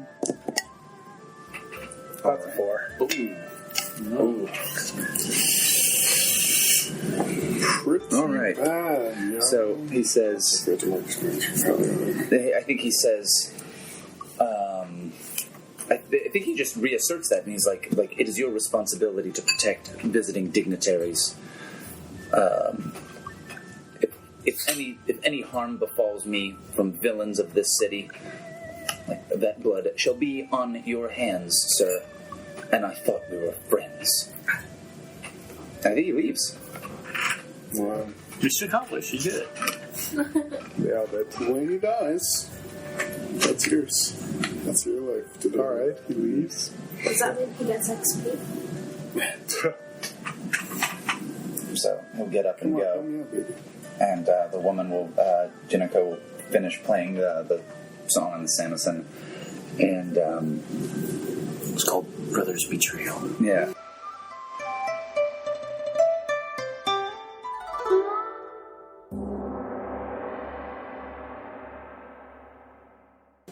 She finishes up and she kind of starts to scoot out, and I think Magda comes in.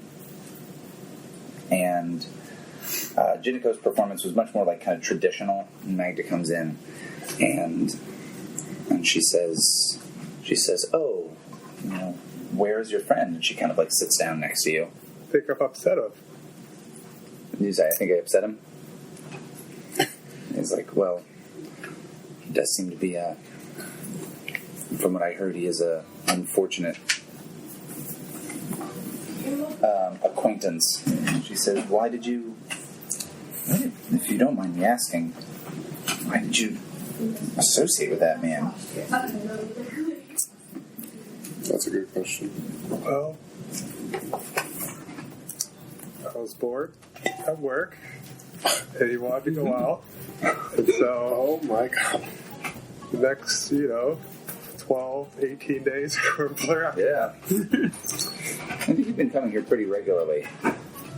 And she's like, I don't know, that man seems like a very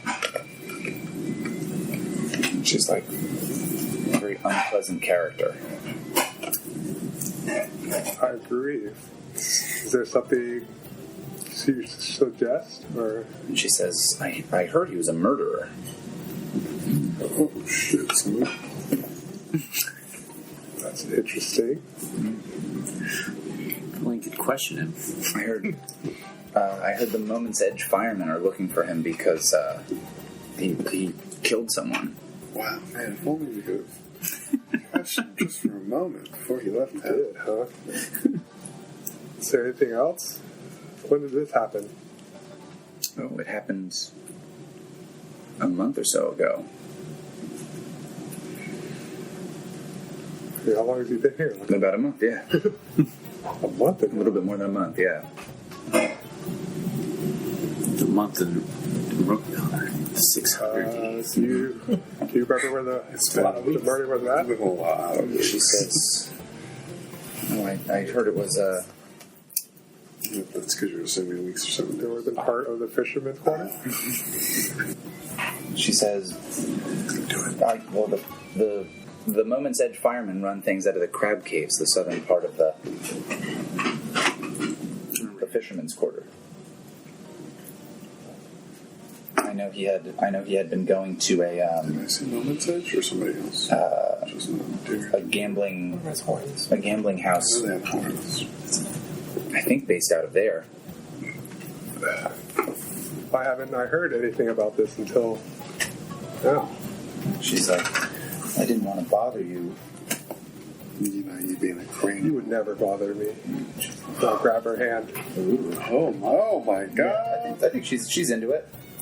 And the Good read. Seduce. Well done. Seduce, quick. Well done, son. He doesn't even need to. That's how good he is. That's how smooth But that yeah, man is. Doesn't even need to seduce. Now he get what he wants. Already seduced. she it's like, oh, I don't want to bother you with those things, and plus the time we've spent together. I mean, we don't get to spend as much time together as I'd like. I don't want to bother you with gossip and rumors. Oh, it's my duty to investigate the wrongdoings in the city. Plus, I thought you would like to see me more. You should come bother me.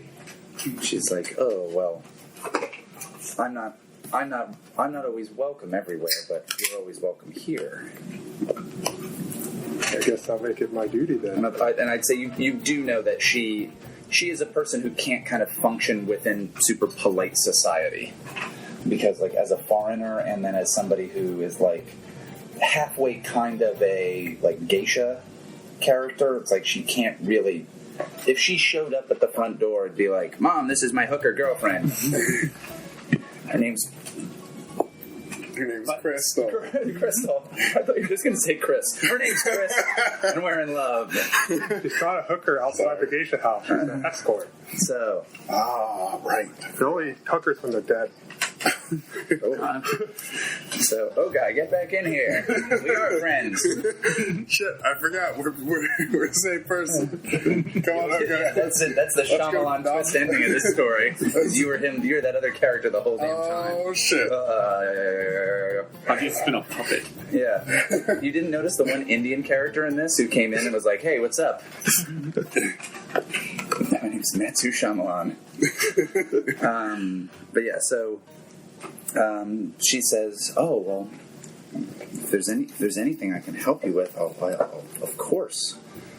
I just, like I said, I don't want to. You have a hard job where you have a lot of things to worry about, and I don't want you to worry about those things when you're here. That's."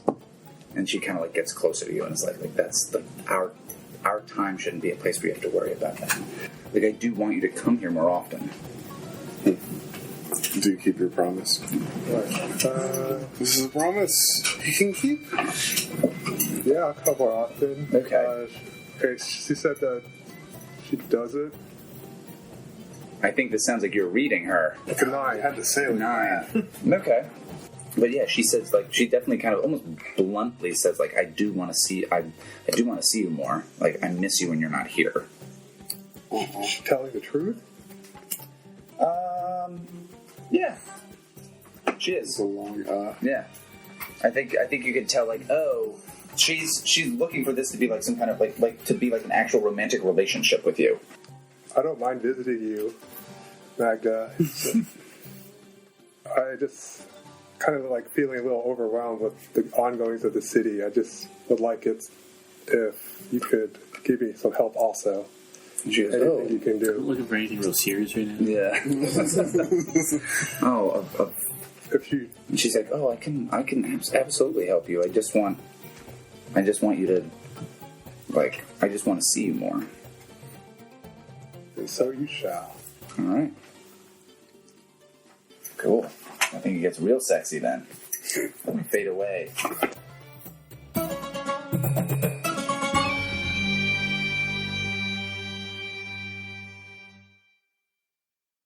I think we're at Bayushi Korochika's place Oh, again. If he and his wife invited you and your wife over for dinner, would you go to that? Oh yeah. Okay. So I think it's kind of like dinner is ending. And it's kind of like, what a funny story, indeed. And his wife, Saisho, she's kind of like, she's polite, but she's like a little withdrawn from it. Korochika is... I think instead of being here, I think you guys are at like a tea house. That is, instead of being at his house, you're at a tea house. And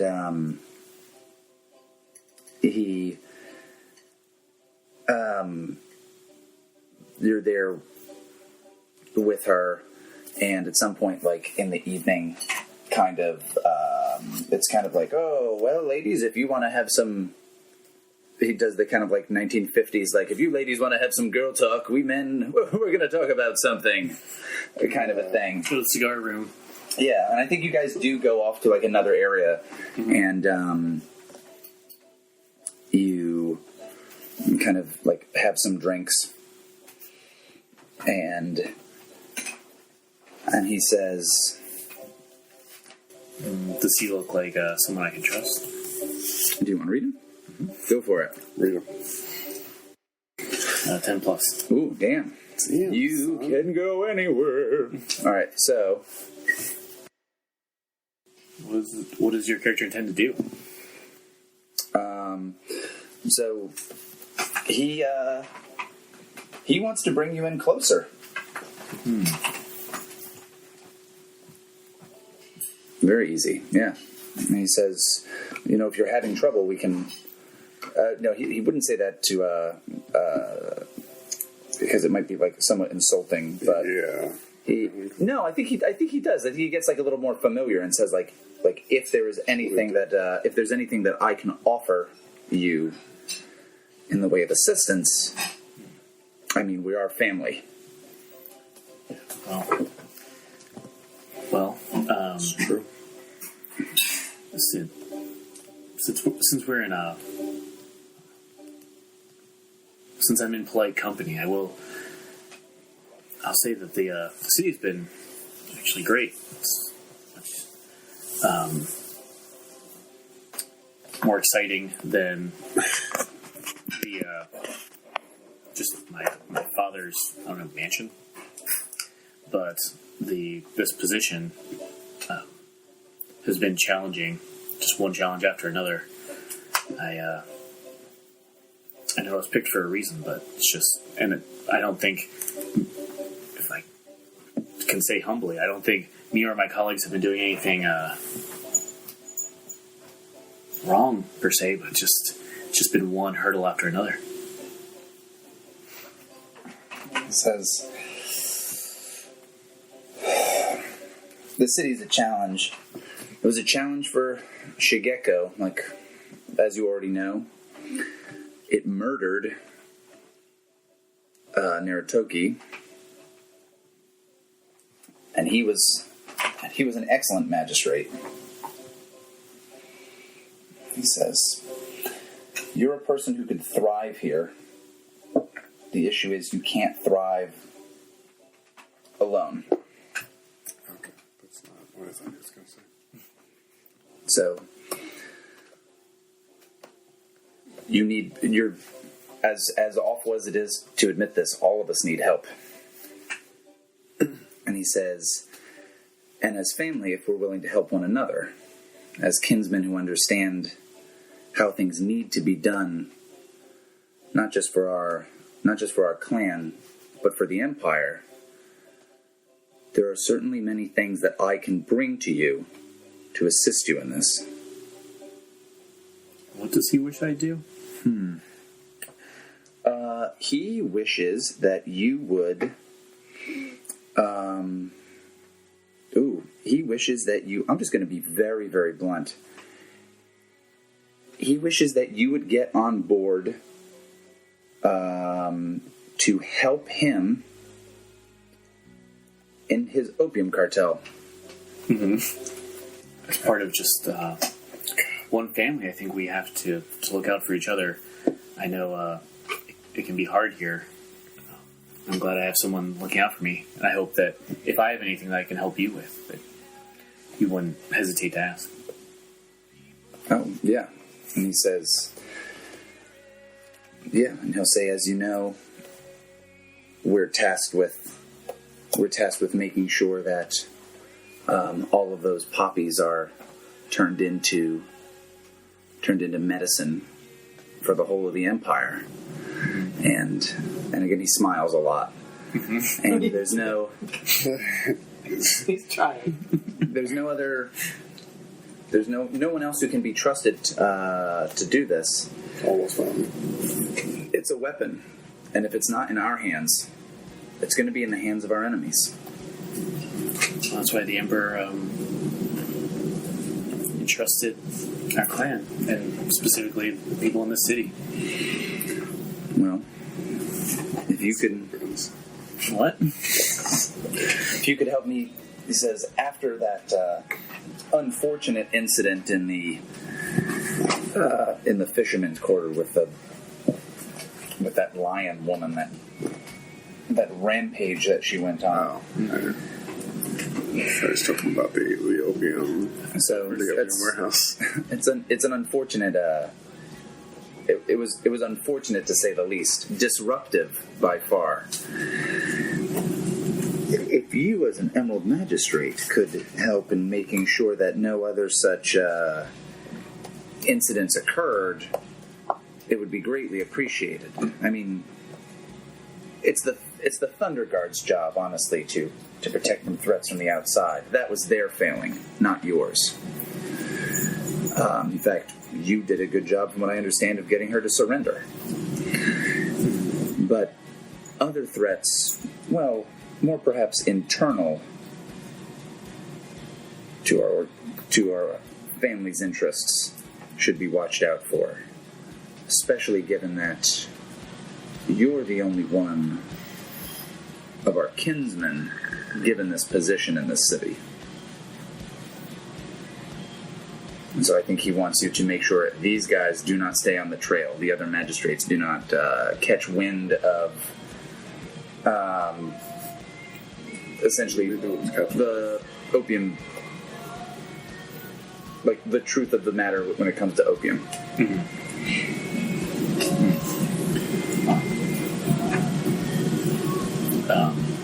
Well, arson is a serious crime, but producing medicine for the Empire isn't. I don't think that would be a problem. So, between the lines, yes. Sure. Okay. Yeah. And he says, of course, you know, I can always appreciate the help of a kinsman. There we go. Clansman. Kinsman. And I've attempted to get a gift for you to assist you in these matters. He doesn't have like anything with him, but he says like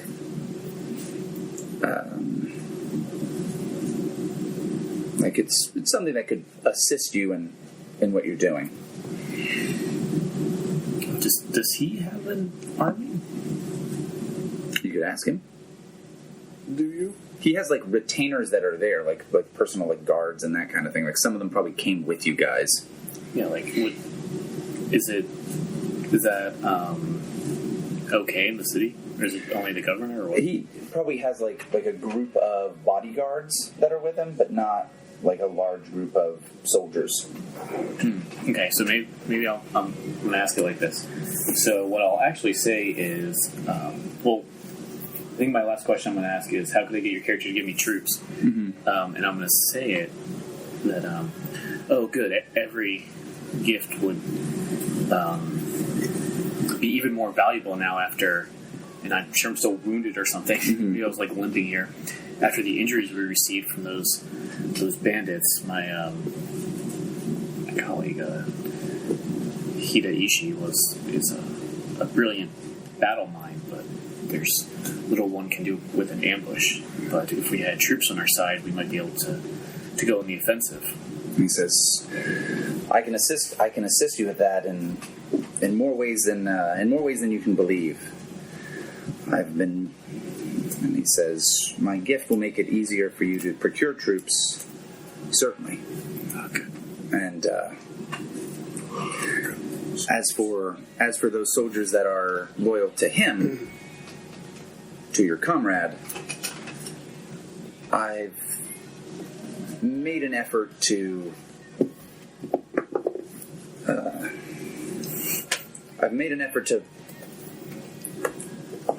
distract them." To what end? Swear to God. And he says, "Boys don't opium." He says, it almost sounds like a repeat of a history lesson. An invading crab army comes to this city, and what's their downfall? Sure. Their own vice. Simple enough.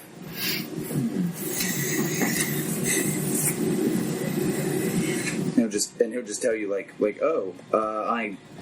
he'll tell you that he encouraged some Moment's Edge firemen to start hanging out with those guys. And basically just pay them to be like, here's a bunch of money, go party with these dudes.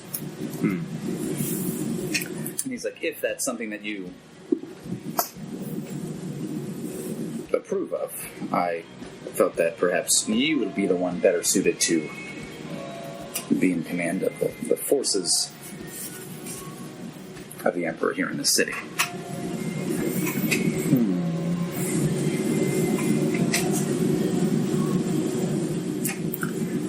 Well, I know, what's the Pier one? Hassan, right? I know, Hyo-san is far from home, as most of the magistrates are, but I think he and I have had we share a special loyalty. I think of all of my colleagues, he might be the one I could trust the most. I don't know if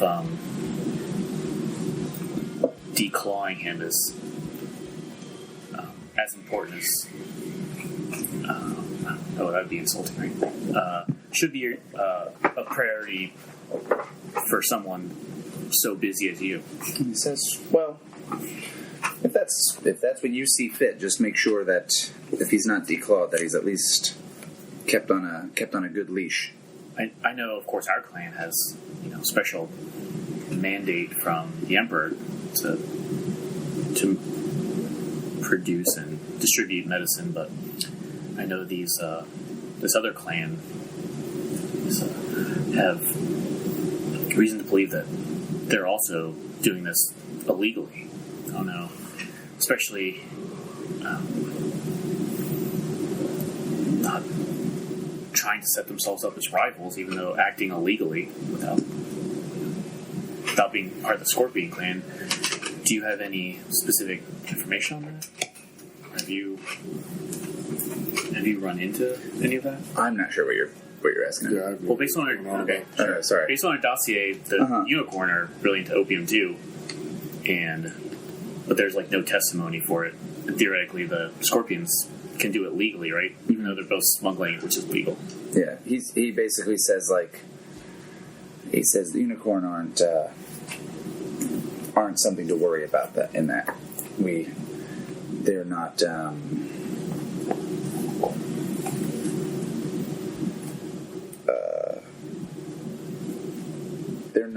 not.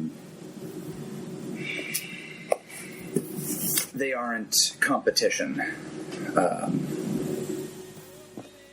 in that capacity. Perhaps smuggling is an issue, but our people control this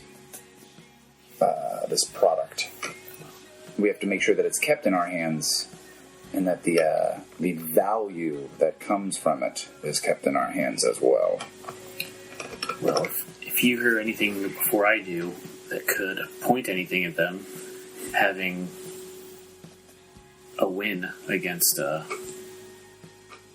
these nefarious parties could look pretty good.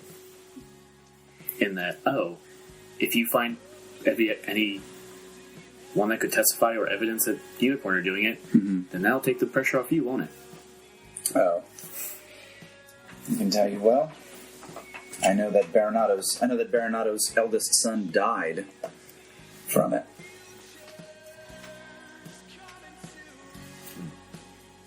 But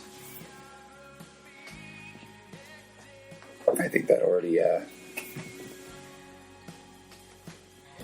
kind of. I guess he can't testify. I know there's some kind of criminal element doing it, and we both know it's not you, so I'll have to keep looking. He says, well. And I feel Tayo was saying, like, it's probably you, but we got to pin it on someone. Okay. So find some kind of patsy. Alright. Cool. I think that that kind of like meeting kind of continues on. Mm-hmm. And at the end, bring out the opium. Yeah, I think at the end of the night, you're given. He has like a gift for you. Mm-hmm. You guys kind of like go through like you guys go through that. And I was going to try to do that before, but even though he didn't have the thing there to give you, and he says like, this is for you. Kind of as like an openness in private, and when you get back to the magistrate's residence and like your wife is like changing or doing something else, you open it up and there's like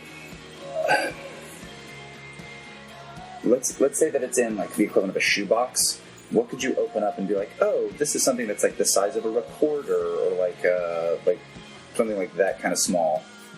Oh, what would the gift be? Yeah. Calligraphy pen. Oh, it's like a beautiful calligraphy set and like a little note that says like oh, be sure to stay in touch, kind of a thing. And you're like, oh, interesting. Why is this so heavy? Oh, because there's 5 wealth worth of money in the bottom of it. I see.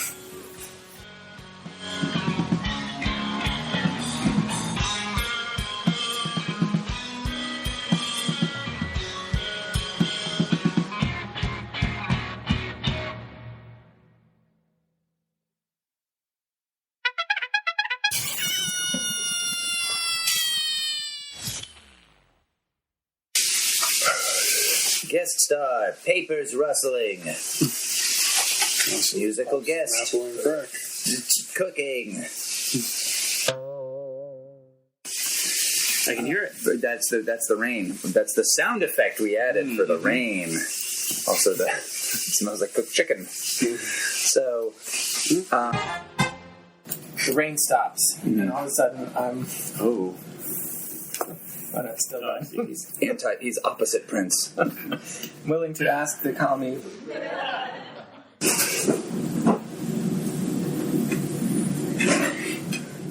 Also, that was my mom on the phone, and she said that she hopes my team wins. Nice. Oh, sports team? Yeah.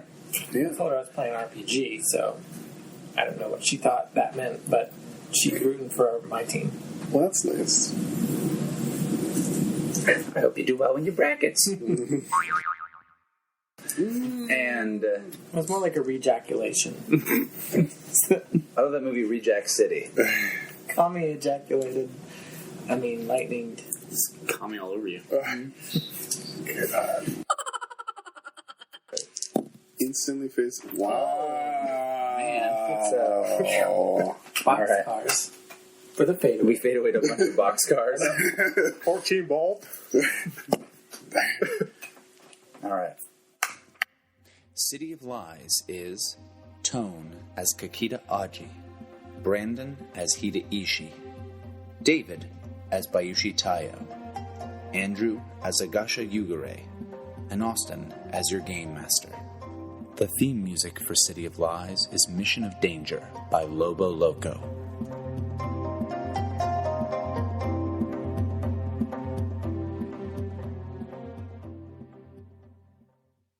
Additional music for this episode includes Brooklyn by The Inventors. This American Dice Ryoko Owari City of Lies uses the City of Lies box set by Greg Stolz, published by Alderac Entertainment Group. The mechanics used is a modified PBTA system by Brendan Taylor of Galileo Games. Join us next time for more This American Dice. Please be sure to rate us, review us, and subscribe on whatever podcatcher you happen to use. And for those of you who give us 5-star reviews, we'll read those on air. Join us next week for another episode of This American Dice.